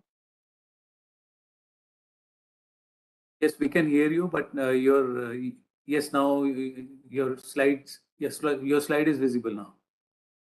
Yeah, thank you. I'll be quickly covering the important aspects related to socio-environmental systems, and later part of the presentation, I'll talk more on species habitat modeling, the work which is a subset of what the earlier speaker has talked about. Uh, Regarding socio-environmental systems, like we all know there are environmental systems, but anthropogenic drivers is one of the biggest factor that influences the outcome or the collective behavior of any environmental system. So we need to take on board while making the policies, like what is the perception of the local people who are in close connection with any environmental systems. That's where the term socio-environmental systems is being picking up in the recent literature. Um, so, yeah, that is one important aspect, because the understanding of the people on the climate awareness is one of the biggest challenge. So that influences the people's behavior towards the nature. Thereby, the nature can be protected or it can be pushed into the tipping points. So that we need to focus on. And the other important aspect is like um, as the social environmental systems are driven by a lot of subcomponents which are interrelated with highly complex feedbacks, uh, and we cannot possibly model all the behavior of any model. So we need to divide that uncertain space into set of scenarios so that we can uh, crystallize our thoughts into certain blocks, and possibly we can see which particular scenario suits better in the future. So another part, like as I told, I'll be talking more on habitat predictions using maximum entropy algorithm, which is a robust machine learning tool. And then finally, I'll discuss on the challenges that we need to cover. As I already told, like scenarios are majorly used by policymakers to see what will happen in the future. And if you want to set up a policy target, like, then how do we achieve to that policy target? What are the pathways so that policymakers can realize in consultation with the local stakeholders? And that is one thing. And the other thing is to see the gap in the policy. Maybe 10 years back we have planned certain policies, but now we couldn't achieve that. So we had to see the gaps in the policy. What went wrong? This kind of analysis and the comparison of multiple policies. Look, scenario-based analysis helps us to crystallize our thoughts more clearly. I'll be talking on one of the recent studies that we did in Odisha state, where we wanted to project what will happen to the future of mangrove ecosystems in the coastal Odisha. So we had an extensive stakeholder consultation, and our team was very dynamic. We went to the field. We engaged the farmers, the local administrators, the forest people, and the technocrats. We had an engagement with all the stakeholders, and we deliberated on the storylines, like what might happen to the mangroves in the future. So based on that, we arrived set of drivers which are significantly anthropogenic in nature, apart from the climatic drivers that we didn't explicitly consider in this study, but we focused on anthropogenic drivers. So based on the drivers, we predicted what could be future land use cover, like the expansion of aquaculture, agriculture, and expansion of built-up area. So that will eventually gradually eat up the mangrove cover. Uh, as we all know that mangroves provide a lot of blue carbon sediment retention and nutrient retention services. So we projected subsequently what will happen to the ecosystem services of mangroves. On the left side, you can see the land use change pattern across 3 different scenarios compared to the present state. And in comparison or in commensurate with these particular land use changes, we quantified the ecosystem services and what will happen in the future. These are recently published work. You can see when the development is focused more and the conservation of mangroves takes a backseat.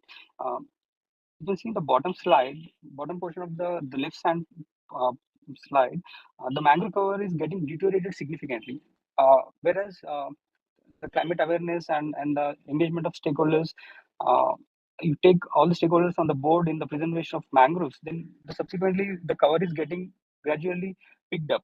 That enhances your coastal blue carbon and coastal resilience towards climate vulnerability. So this is particular study that we another study I want to highlight, like we did in Nagpur city on urban heat mitigation. Here also, we have engaged a lot of stakeholders through the survey. And we have gone through the policy documents, the vision documents for the future of the city, and we could divide the future scenario into 4 quadrants using 2-axis methods. On the x-axis, you can see if you can see the level of development from low to high, and the y-axis the commitment towards protection of urban green spaces from low to high. The intersection of these 2 quadrants lets us have a particular scenario. For example, in the quadrant A, the development is given most priority. At the same time, commitment to the green space is also given priority. So for that combination of choices, what could be the land use change that could happen in that quadrant? So that we simulated, and based on that particular land use, we estimated the heat mitigation that we achieved through the increase in the vegetation pattern. What we found was like if the green cover gets increased in the city at the current level of built-up area, we could save almost or we could achieve almost like we can say like we can reduce the average temperature in the city by almost by 0.5 degrees centigrade, and that has substantial energy savings in terms of space cooling. These are recently published literature. So another study that we did was like what happens if we convert 10% of buildings in a city into a rooftop vegetation, and what happens if 20% of the vegetation rooftops are converted into vegetation. So in these are like certain what if kind of scenarios that we perform uh, by taking on board with the stakeholder consultation. So we can clearly see the benefits, and these benefits of ecosystem service, urban ecosystem services have been mainstreamed in policy making. This is a point that I want to highlight here.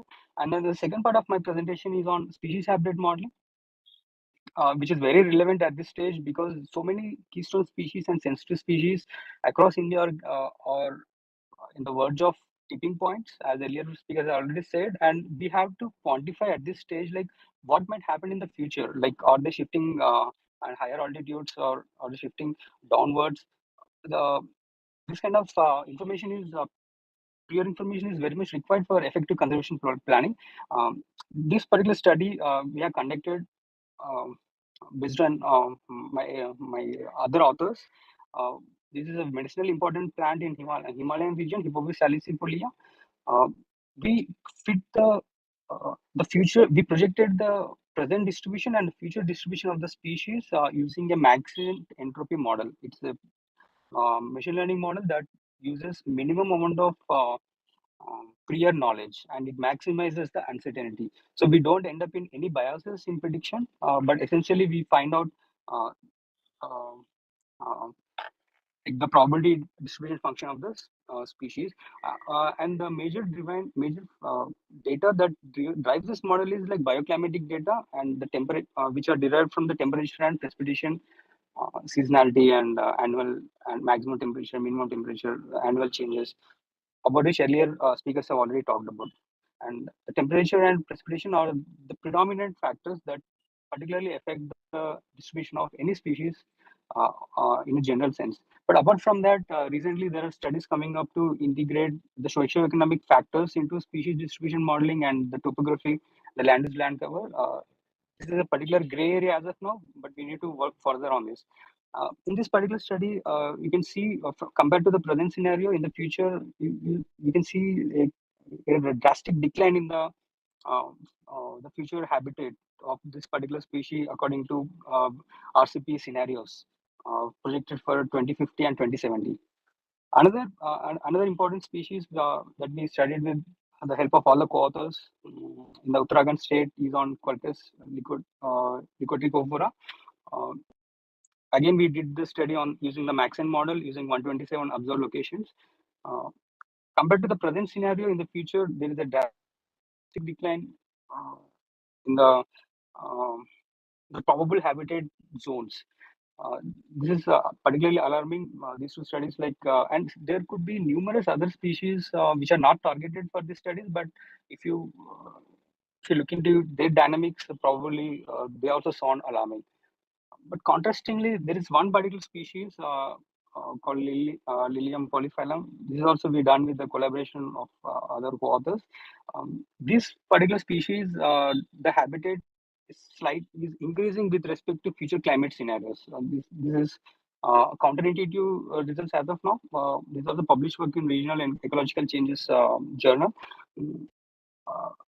What I mean to say is like this kind of studies are really important for ground-based conservation efforts. And ultimately, I would like to conclude my presentation with focusing on few challenges, like the definition and the of any socio-environmental systems where anthropogenic influence is predominant is to be clearly demarcated in terms of space and time. In future, you need to include stakeholders who are going to come in next generations as well. The future people, so that is very important. And for policy making, we need to include the thoughts of the local stakeholders for co-development of future scenarios for informed decision making. And it is an iterative process. Like if something goes wrong, we should have a mechanism to rectify it properly. And the biggest challenge I see is like the local knowledge and traditional knowledge of and the wisdom of people doesn't actually get into the models when we run it. So we need to find a way out how that smooth translation of the smooth flow of information occurs in the various models at multiple scales. And lastly, I would like to highlight on the data availability and the sensitivity and uncertainty of future projections. There are some robust efforts to do that, but especially for species distribution modeling, at present, I haven't come across the uncertainty part in the models. And with this, I'll conclude. And the future, I hope these kind of challenges will be reflected in the future climate-related studies. Thank you. Thank you very much, Dr. Rakesh, for informing this gathering about the species distribution model. Yes, the species, they are dependent in terms of their growth and niche with respect to the climate and environment, what they are experiencing. And also in your initial slides, you informed that the ecosystem services are getting hampered because of climate related changes. And you gave nicely the example of the mangroves through participatory discussion approach and brought the scenario very correctly. Thank you very much, Dr. Rakesh. I will now request the next presenter, Dr. M. Kulkarni, to please talk on weather forecasting and agriculture technology, technology adapted and challenges. Yes. Surely, thank you for giving us opportunity to participate in this. So I'm trying to share my screen. Yeah. So I hope you can see my screen. So very wonderful presentation and studies were there, which I heard during this presentation. So I will take this opportunity to quickly go through what we do exactly in agriculture sector in terms of climate change and all. But the thing which I heard 2-3 points before that Parth Sathi sir also told, and the next speaker also, that quality weather data is a key issue in India right now. The climate is one thing, but quality weather data is key issue. Second point was pointed out that historical data sets, while majorly for the wind energy generation forecast and other things, the policies are very tricky part, but the historical data based on which they do the modeling and the reality data what they face while generating forecast is there is some mismatch. So we try to build that gap. Basically, we are mainly in working in agriculture and agriculture finance sector in India for this. So I'll just go through what we are. So I think you can see the presentation. It's not going in presentation mode. Okay, it's going now. Pardon me, it's a bit slow, I guess.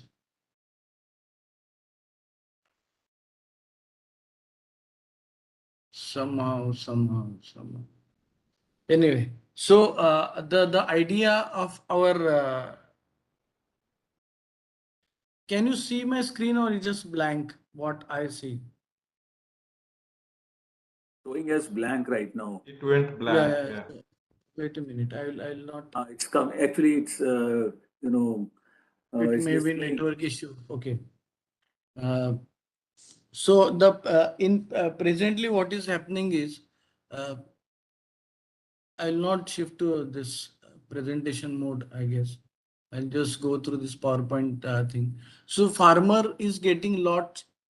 Sorry. I think some problem. Pardon me for this. Nowadays, farmer is getting lots of data sets. Like somebody is telling there will be rainfall, somebody is telling there will not be rainfall, and he is getting confused with all these different data sets. and then he gets confused in his decision making ability. So we come into play there, and we it's coming now, I guess. So I think you can see now. I'll not shift to presentation mode. There is some error. So what we essentially do is, because you just give background, we as a SkyMate started in 2003, I guess. So we started as giving weather information to media channels and all those stuff. Then we found out there is a gap for agriculture sector mainly for this weather forecasting and weather data set, and that is mainly in insurance sector. So we started capturing lots of data sets. Okay, the data set which we capture are mainly our own IoT based sensors, and the open source government data set we take. We have our own drone fleet, different type of data set, weather data, agriculture data, our whatever the remote sensing data. So we all combine that data set. We run in-house weather model, and then do weather forecasting, some air quality monitoring also we do. We have one BAM installed in Noida. So whatever sensors we install, we co-locate them near the BAM for let's say 1 and 2 months and do the calibration and then shift that to the field. Then we do some remote sensing analysis on crop identification, what type of crop farmer needs to sow on ground based on weather forecast and changing climatic conditions. I will not say climatic conditions, changing weather conditions for that particular season. Some yield estimation part also we do, like we actually go on ground and conduct crop cutting experiments for government and insurance companies. We have done more than, I think, 3-4 lakh crop experiment for different crops in on ground. Then crop loss detection we do farmer profiling and risk monitoring. Yeah. So this is our data acquisition infrastructure. We have more than 6,000 automatic weather stations across India, which are giving, some of them are giving information at every 10 minutes. The main parameters, as we know, AWS gives is temperature, humidity, winds, and precipitation. These are main parameters that we have. Some places we install agriculture sensors also, crop mon, like soil moisture, soil temperature, depending on requirement, leaf wetness, and other things. So at present, this is the left slide. What you see is our at present status of our AWS across country, and this we are targeting by 2023 or 24 that we will have more distribution across the country. Our main products. So I'm going fast because the timing is also running. So we have one is our which we call as SWIMS, SkyMate Weather Management and Information System, where all AWS data is comes on that platform. Plus, what we have done is we have collected data from 1971 onwards, open source data, of course, and tried to create a gridded product based on kriging technology. And every 10 kilometer, we have created a grid. This data is mainly used, like we know the earlier presenters also spoke that there is a lot of uncertainty in the predictions. So whenever, because we are mainly with the agri-finance and insurance technique, so the uncertainty in the data can be captured if we have historical past lot of years data set. Both in all insurance products, you see they take historical data set, build their models around that, they calculate risk, different distribution they fit, and then the pricing is done. Plus we do weather forecast, and all this comes under streams. So we run in-house WRF and do this weather forecast. The forecasting accuracy, like 24-hour forecasting accuracy is very good. And then it degrade. These are our some of the clients for which we serve this. So all, which I should say that this using this weather data set, almost the countries more than I think $10 billion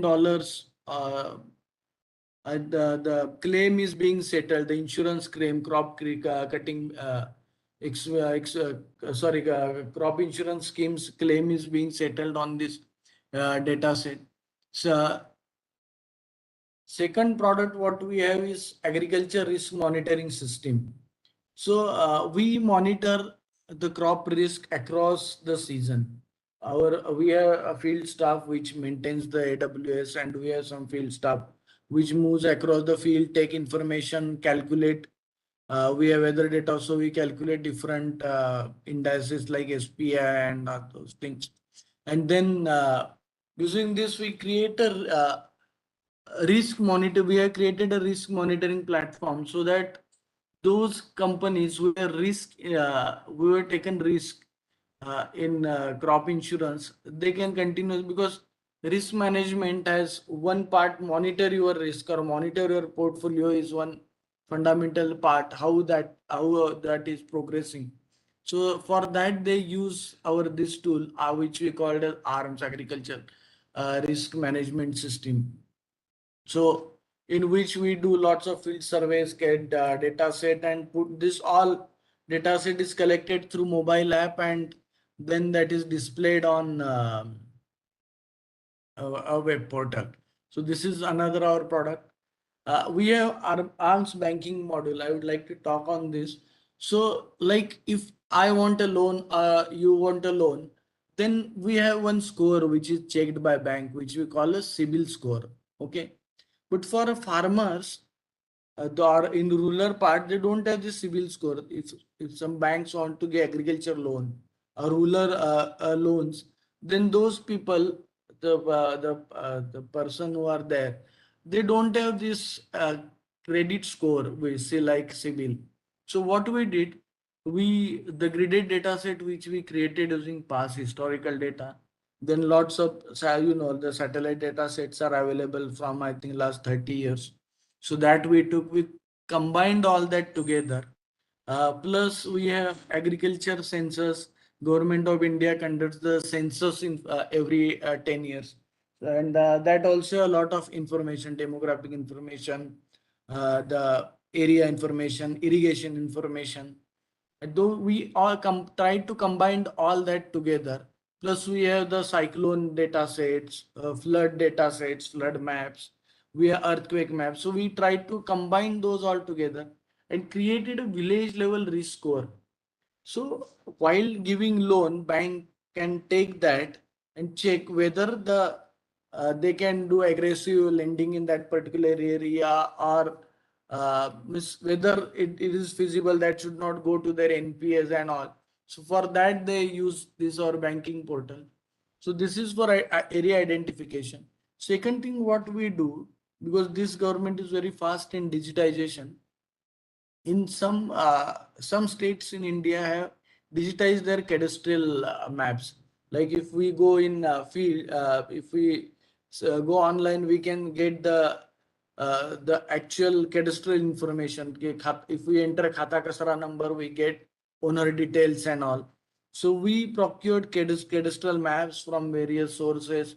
Some we created, like MP, we have full cadastral vector boundaries. And then we use remote sensing technique. If farmer has done farming in, let's say, just I'm giving example, last 5 years in Rabi season, then it is assumed that the farmer has irrigation facility. So we told you, okay, that particular parcel in the field has the full irrigation, and then that way we are last 3-4 years we are moving on ground, so we know what kind of we know what farmer has sown. So we checked in mandis what was the general production in that area. So all that information we added to on top of the cadastral map farmer field, and we give that report to banks. so that banks, when farmer goes with his khata kasra or survey number in the bank enters and they get all the information with the risk score like our CIBIL to the bank, and then they decide how to process that loan. So farmer get in timely loan for that particular thing. So these are some of our major product. Sky Mitra is one of our app which we gave to collect data from farmers. We generated it to collect data for farmers and tried to give various type of advisories, agro advisories, mainly weather-based agro advisories based on that app. That was the Sky Mitra app. We have different versions of this Sky Mitra. So it serves from what to sow, when to irrigate, when to apply fertilizers, or if there are some pests. We have developed some AI/ML models to detect that pest if they send photographs and all, and then the farmer can be advised. Okay, you use this type of pesticide and this for the particular your crop. Then we have one for our mainly urban customers. We have this climate weather map app where we can see what is the weather forecast for next few hours to few days. The weather forecast across India. We are confined us to only India. So we do weather forecast as I told last time also. Then a rural lending solution, just I spoke, so which we called as Sky Algo, the name of that. So different type of weather data set come together. I just spoke on this. So how we generate those scores. So SBI, ICICI and HDFC, all three banks are our clients for this rural lending solution. We gave them the credit score based on NatCat events, weather events mainly. Another platform which we generated is for disaster management in smart city. We are of course trying to tell, we generally give heavy rainfall warning from that for that location. So we have very specific apps for those. One is for Kerala and another is for this. Mumbai. One is Mumbai weather, Mumbai flood, and another is Kerala. We have two specific app for heavy rainfall events in that particular area. The second platform which we generated using satellite data set, and some we all know, majority people are here from meteorology background. So the maximum wind speed during cyclone, earthquake, and mainly the flooding. So using that, we are helping insurance companies for their claim settlement. So because this all is done through remote sensing data set and weather data calculations, so the premium size had drastically reduced because for the insurance company need not send surveyor to check whether that particular part has damaged or not. We give, okay, this area, while booking the policy, they take latitude, longitude of that place, property insurance I'm talking. So when they give the latitude, longitude of the place, whenever flood occurs or cyclone passes from nearby, we give maximum wind speed or whether that particular latitude, longitude was inundated or not, based on our ISRO data sets basically. So that way, this NatCat monitoring platform we have developed, and it is in use also. So with this very short introduction, I thank you again. I'm ready for any questions if you have. Thank you, Dr. Kulkarni, for bringing us the activities of SkyMate, including the data collection, generation, analysis, monitoring, forecasting, and taking them into kind of insurance and lending sector, a kind of full range of activities you are dealing with. Thank you very much for informing us to the audience. Now I will move on to our next speaker, Dr. Avneet Jain, whom I know very personally. He is from Maxa Technology, Singapore. So, Dr. Jain, I request you to please talk on the topic Earth observation and space technologies, in the context of climate change. Thank you, Dr. Behera. Thank you, Dr. Chavla, for having me on. I understand we are almost on time. Can I take 5 minutes to quickly squeeze my thoughts? Sure, sure. Right. So let me take you all to 700 kilometers above the ground, and very quickly try to reflect on who Maxar is, what we do essentially, where we are today, and where we want to go in the near future. Okay? Now, here and there we spoke about the space technology, and as you all are aware, space is buzzing with activities in the last 10 years, right? It has become place for innovation. It has become the next economic frontier for most of the nations, including a small country like Singapore, which aspires to partake in all this economic development happening in space in variety of dimensions. Now, bringing closer to what our topic of interest today is, which is climate change. Let me introduce Maxar, who we are. We are a space technology company, been in the industry for the last 60 years. Essentially have two business which we deal with. One being in the space infrastructure, which is essentially designing, manufacturing, and launching a variety of satellites in the geostationary orbits, low Earth orbits, and middle orbits.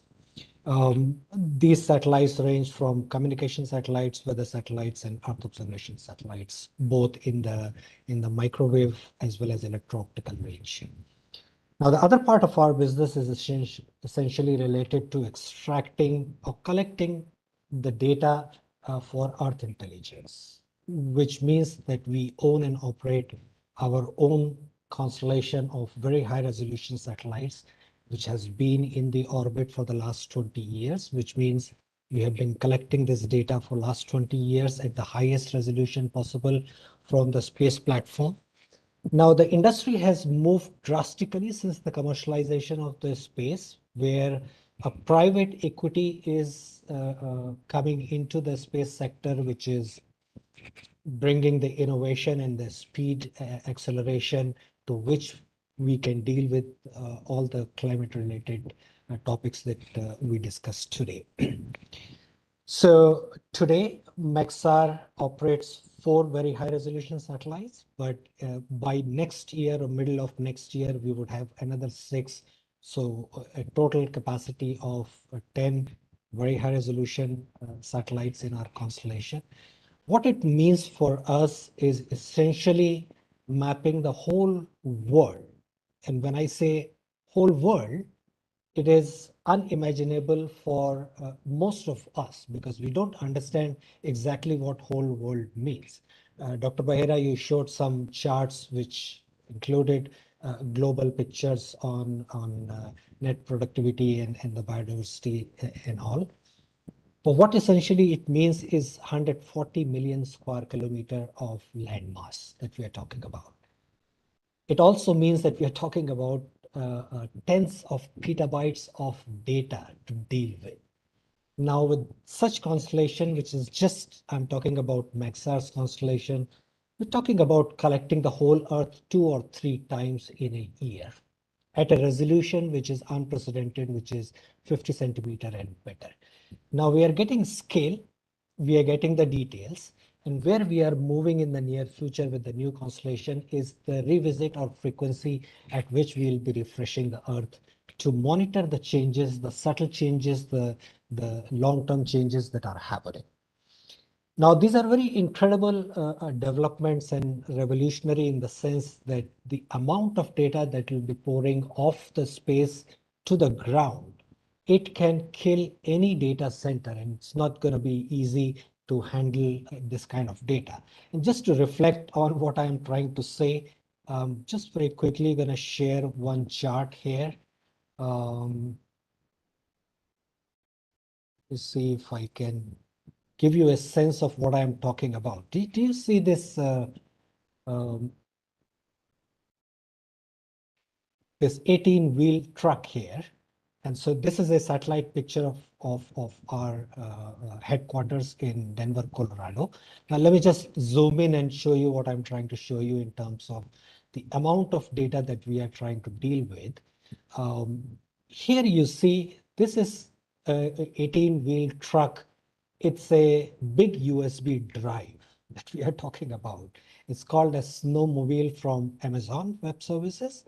So Maxar was the first Amazon customer to transfer 120 petabytes of data. And there was no other way but to find some innovative way to transfer this data from our tape library and data center into the cloud on Amazon Web Service.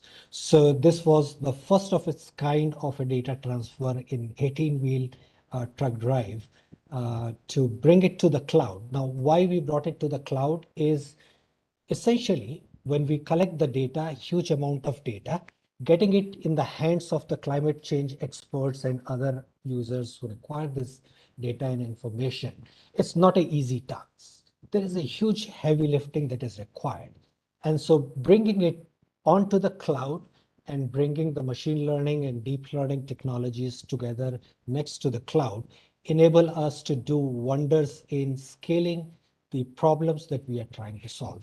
So just to reflect on some of the relevant things that we are trying to do here is to create a 3D skin of the world at 50 centimeter resolution. So just a very quick reflection before I close. Here is creating this kind of three-dimensional virtual 3D world or a digital twin of the world, which is as clear as 50 centimeter resolution, provides you the detail and scale. Now, this could be an input to a variety of subjects that we spoke today, from planning the renewable energy, both from understanding the solar potential, where the most potential is, or even the wind and other kind of renewable energy that we spoke of. One more chart just as a interest here to show you is the resolution.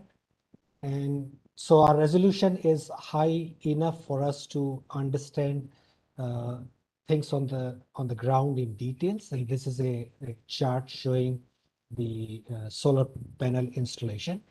And so using AI and machine learning, now we can scale this process of identifying how extensively the renewable energy setup in a given city is.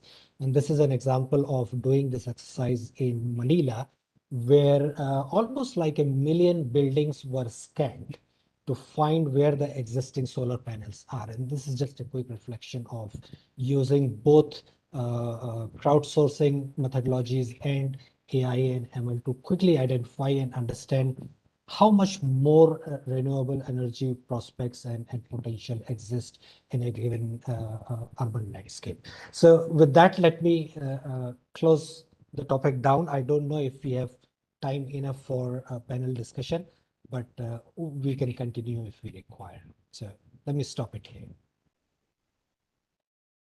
Thank you, Dr. Jain, for very nicely bringing up the potential of satellite in terms of its resolution, speed, both spatial, temporal, in solving some of the problems that the society and its people are facing in this changing climate. Thank you very much for joining us from Singapore. Just 3 points I would like to put forth before we enter into the next phase of panel discussion. See, it is a very well mixture of the service providers, the companies who are working in different energy sectors, they put forth their problem. And also there are academia who are there to think and help out if some possible solutions can emerge out. And I would appreciate the three very fantastic talks by Dr. Mukhopadhyay, Shri Abhinav Saxena, and Shri Rajeev Samanth. So what these 3 talks actually inform this gathering is that yes, we have the need to bring in more energy in terms of solar and wind, which has been exemplified through their talks. But there are difficulties which are being faced, and there could be solution which may or may not emerge out from this discussion, but it is very clear that there are the problems which are being faced. So out of box things comes to my mind. India is already blessed with so much of resources, topographical variations. We have a ocean on our name. We have the third pole part of that India shares, the place where India receives the highest rainfall of the world.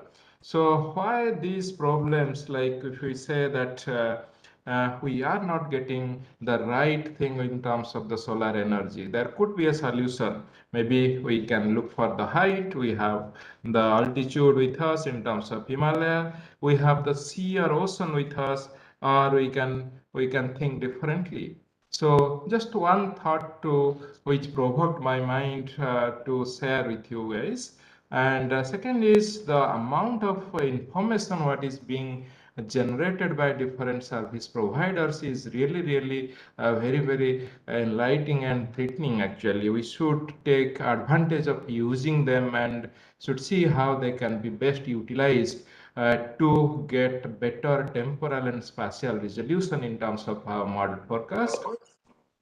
So with this small thing, maybe like we all are using the models which are given by Western world, and we are trying to customize so as to accommodate our needs. But we need to integrate more and more data, because as all of us know that all the models are data hungry. So we need to integrate more and more data by using the power of AI, ML, DL, and all those, and IoT. So this is what the probable solutions are with us. So with this, I will stop here and leave it to Dr. Amit for the next session.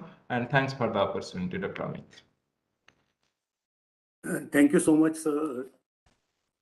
You have nicely summed up, the points which are emanating from the talks. And so at this point, I would like to mention that we also have with us Shri Aswale. He could not join due to some, preoccupations at that time. But I would request Dr. Aswale to, if he doesn't mind, we move to the next session, and we can, you can, start with your, you can give your point of view or your insights.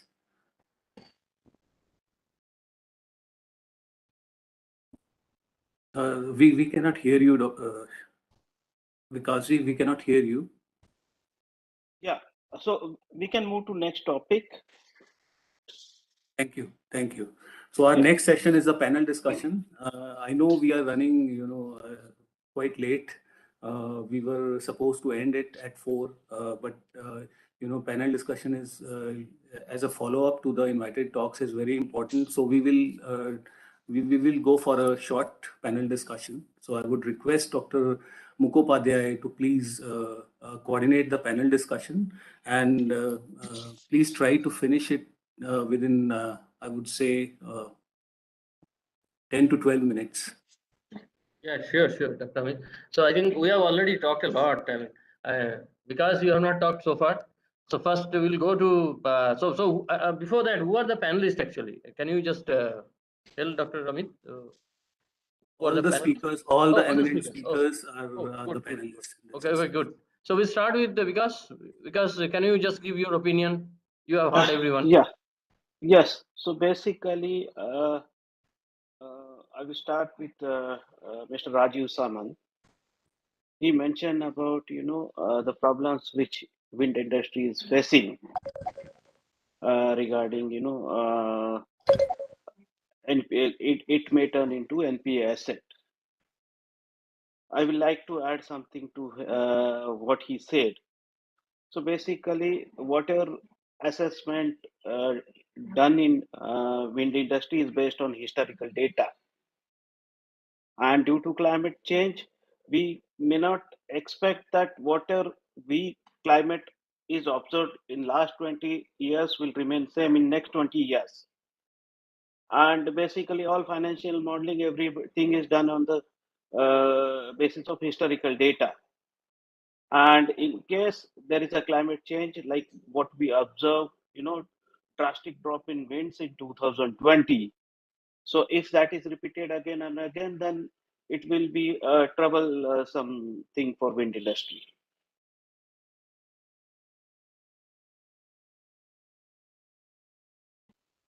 So that is the only thing I would like to highlight. And we believe that climate change is responsible for this type of drop or increase in winds. You'd like to suggest any possible way out to tackle this challenge? The only way out is, scientists like you, if you can, predict climate change for next 15-20 years, what we can expect in next 15-20 years, and we have to see how we can build our models based on that, how we can take input from those models, and then see how we can use it at best for best benefit of industry. Okay, so nice. Thank you, Vikas. So yeah, thank you, Doctor. Dr. Amit, so how do we go? So can we request Dr. Jain? I think you wanted to say something more, right? I mean, due to shortage of time, you read. No, I have lots of story to tell, Dr. Mukhopadhyay. So, okay. So now I have one open question to all. After hearing everyone, see what has come out from this discussion from since 2 o'clock is that everybody is using AIML. Future also lies in AIML.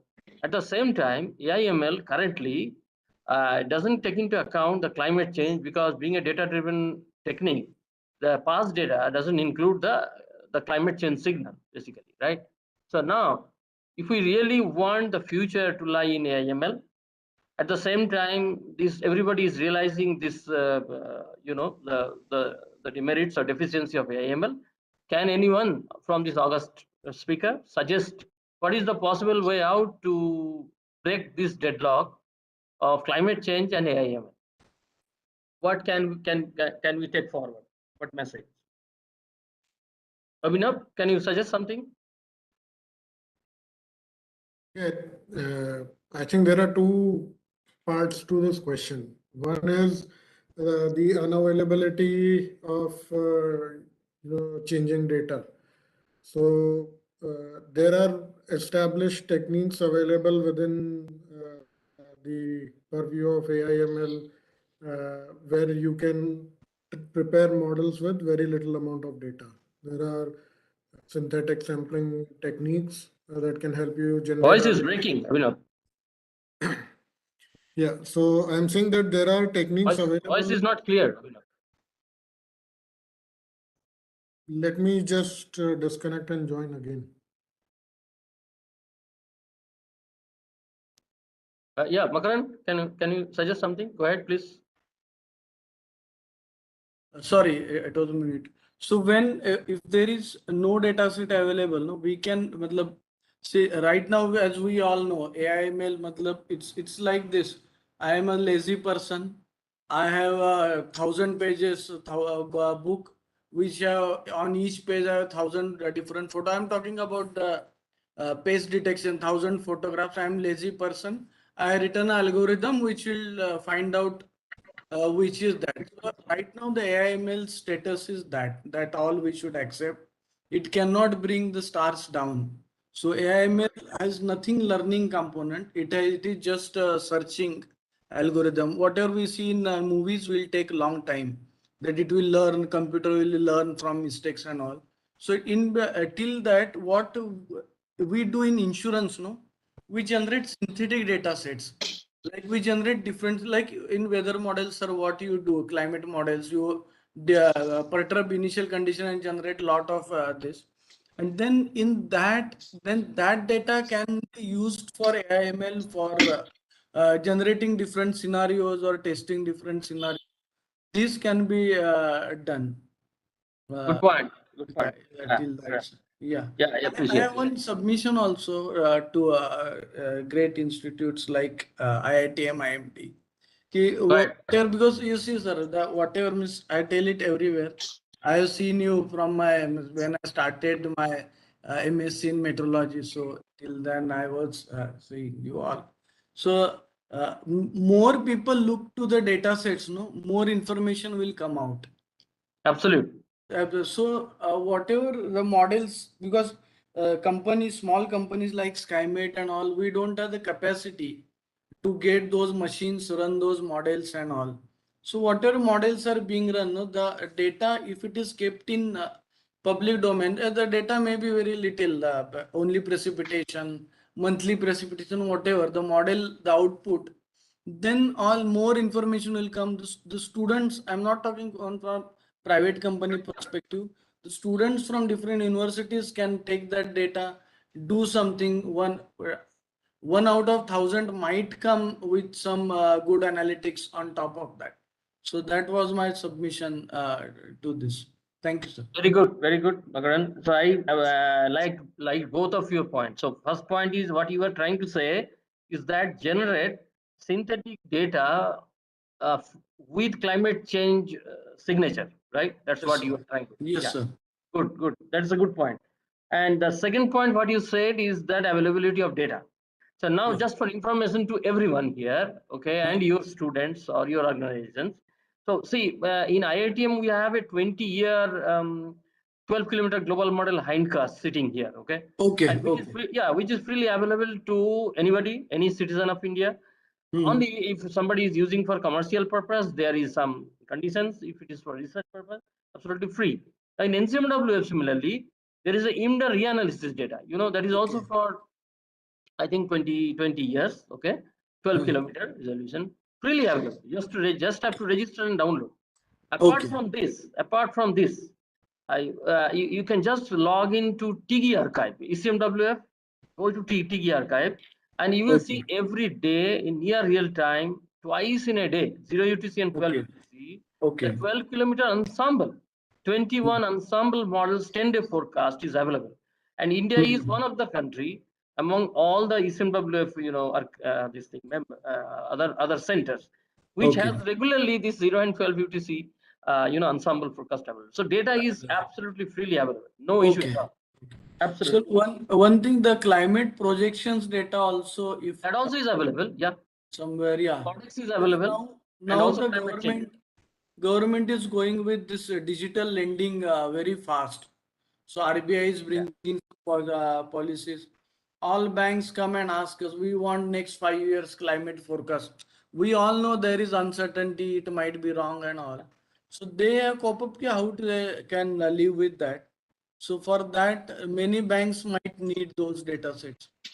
Data, actually, see, Indian community should not even complain for data. Our policy is that, so all data is yours. Data is not ours. Data is generated in taxpayers' money. Data is available, freely available. So only thing, if I want to make money out of data, then definitely I should pay, at least the cost for the generation of data. No profit, no loss. Okay, the HPC is being run and whatever.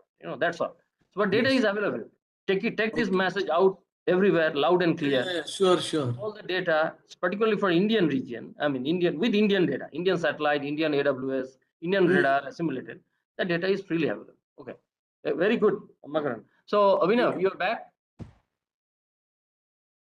Yes, I am. Sorry about that. Go ahead. Yeah. Yeah, so I think Mr. Markand already mentioned, so there are techniques available. Synthetic sampling is one such way where small amount of data can be extrapolated and you can train models using that. There is another technique that is very common in at least the image processing world, which is transfer learning. So basically what you do is the kind of activities that need to be done are similar, anomaly detection or feature detection. And so you train on one data set where the data is sufficiently available, but the learning or the intelligence that you build is what you transfer over to other models as well. So see, that is not the problem. There are techniques available. There are techniques also available wherein you can even model extreme outliers, right? The bigger challenge here is the volume of data when it comes to weather. And even now, that level of computational speeds, even with cloud, we have not been able to reach. And so there really needs to be a lot of work that need to. So let me put it in a different way. The most conventional model that we are using is WRF because it is freely available and open source. Uh, but WRF is still not using GPUs, whereas if it had been using GPUs or TPUs, it would have been significantly faster. Right. There is some research going on in US right now. There are some companies that have come up with the GPU-based models for WRF, but it is still in very, very initial phases. That kind of research is not happening in India, at least right now. And as industry, we don't have that level of skill set, but we would be very happy to collaborate with anyone who has that level of skill sets to co-build and co-develop these sort of things. Right. So that is one major area that I think we need to work on, because it is not just creating the models, but it is also about processing that quantity of data in the right time to generate those forecasts. Otherwise, the forecast has no meaning for us. Thank you, Abhinav. So we are actually running completely out of time, but maybe one minute, one sentence we can take from Rajeev ji. You want to give some final comment from your perspective? Samanth ji.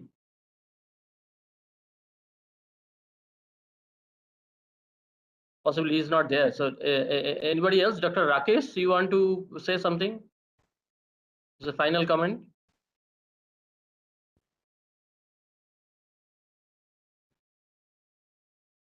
He's also not there. Dr. Avineet wants to say something, maybe. Yeah, please, go ahead. Yeah. Let me just contribute 2 points very quickly. Yeah. One, which I did not speak about, is Maxar's investment into weather products, right? We have a legacy of about 30 years of weather forecasting. And most recently, we have invested into high performance computing on AWS to bring the weather forecasting to 1 kilometer resolution hourly to 14 days ahead. So the complexity, and I'm no weather expert, but I'm gonna share over the email to everyone what Maxar is doing with the weather product. You may find it interesting, and some collaboration might be possible there. The other point on the AI ML from our perspective is to use these techniques to bring the information timeline from days and months to hours. So today, when we collect the data from space, by the time information reaches in the hands of the user, it has taken a long time and the relevance of the information is lost there.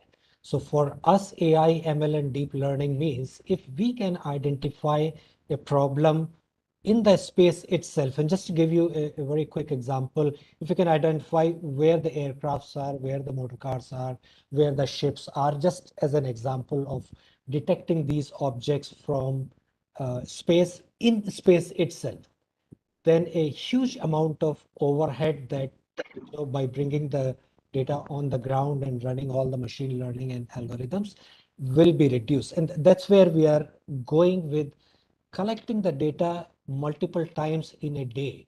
Nobody would be equipped enough to process this hundreds and petabytes of data, right? So we are trying to use AI and ML in the context where bringing from collection of the data and the information in the hand for actionable use within 60 minutes or less. So Thank you, Dr. Jain. I think, is there anyone who wants to add anything further in next 1 minute? Otherwise, Magaran, please go ahead. Just one thought. There are some private data recording players, like we are recording weather. I heard one company from Pune, they are in what aerosol measurement, pollution measurement, gas tracking, or if we can create one portal where all these data set can come together. Of course, as you said, those who wants to make money, they can buy it. Like I'll tell example of our Mahaved project in Maharashtra. All government institutions, research people get this data free of cost. Insurance companies pay for the data and that way the model is built around it. We maintain the network and the data is of government. So that way, if all data can brought on one platform, it will be easier for everybody, energy, agriculture, in all fields. So if that is possible, it needs to be done. Good suggestion, Magrand. It can be included as a recommendation of this iConnect event. Dr. Yeah. Ramit and Dr. Sachin, when they write the recommendation, they can write it. And I have also noted down something I will share with them. If there is no other addition from anyone, so we will close this panel discussion here. Is it okay? Just to add one comment from my side. Please. Maybe whatever predictions we are depicting, they all depend upon the resolution, then resolution of data sets, then accuracy, then the uncertainties, and these might be while presenting these results, these might be it might be important to present these as well. Absolutely. Absolutely. See, there is one point, last line I will add. So everybody, right from IMD to SkyMet to anybody, Abhinav, Samanth, everyone, you all want location specific forecast. That's what Abhinav's first slide was. Location specific forecast. Now, what we basically do is we take the direct model output. So I have a 1 kilometer model I'm running, and I think that this 1 kilometer model will provide me accurate forecast at 1 kilometer at one point. That's not true. That we have to first understand, believe, and accept. So model forecast is model forecast. It is called direct model output. Now, if I want to bring that model forecast on Lal Killa on 15th August, I have to use statistical or dynamical downscaling. Now, in that downscaling, again, we have to use past data if you want to bias correct, okay, and different other techniques. There is no and also this I am telling in every platform. We have to generate a very reliable, that's I think many people have said, high spatio-temporal observed data that we don't have. Do we have a 15 minutes or 10 minutes rainfall data at every 4 kilometers? We don't have. Unless we have that, we cannot expect my 12 kilometer model or 3 kilometer model will be able to give location specific, but it is never realizable. You go to UK, you go to Japan, you go to any country, and you just find out what is the story behind the success. Okay, success story. You will see they have a very high spatio-temporal resolution observed data.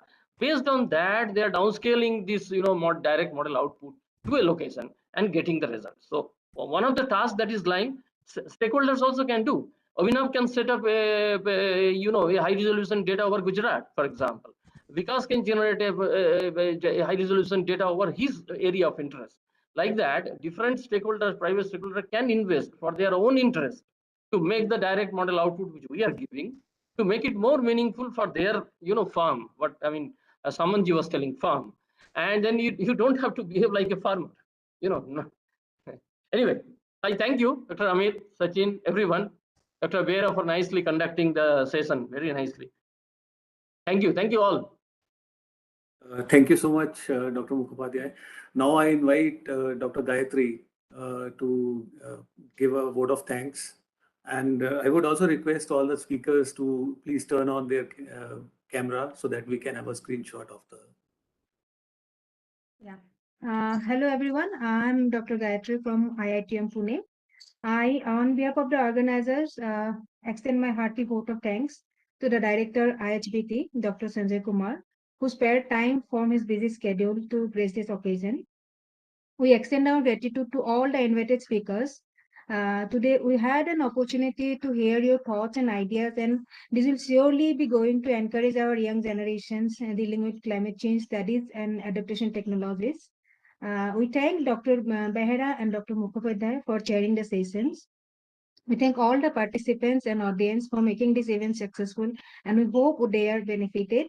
And we are all happy and grateful for this successful program. Thank you, one, and thank you all. Thank you.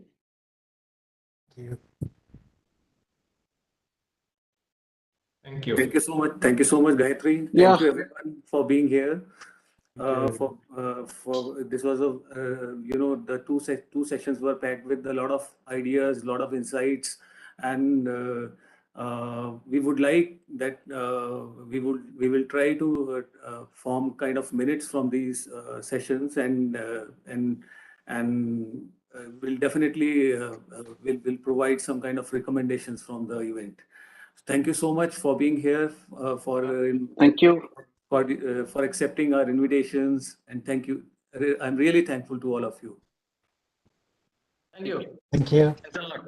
Everyone. Take Thank care. you. Yeah. Thank you. Thank you, making it successful. Thanks. Bye. Bye bye.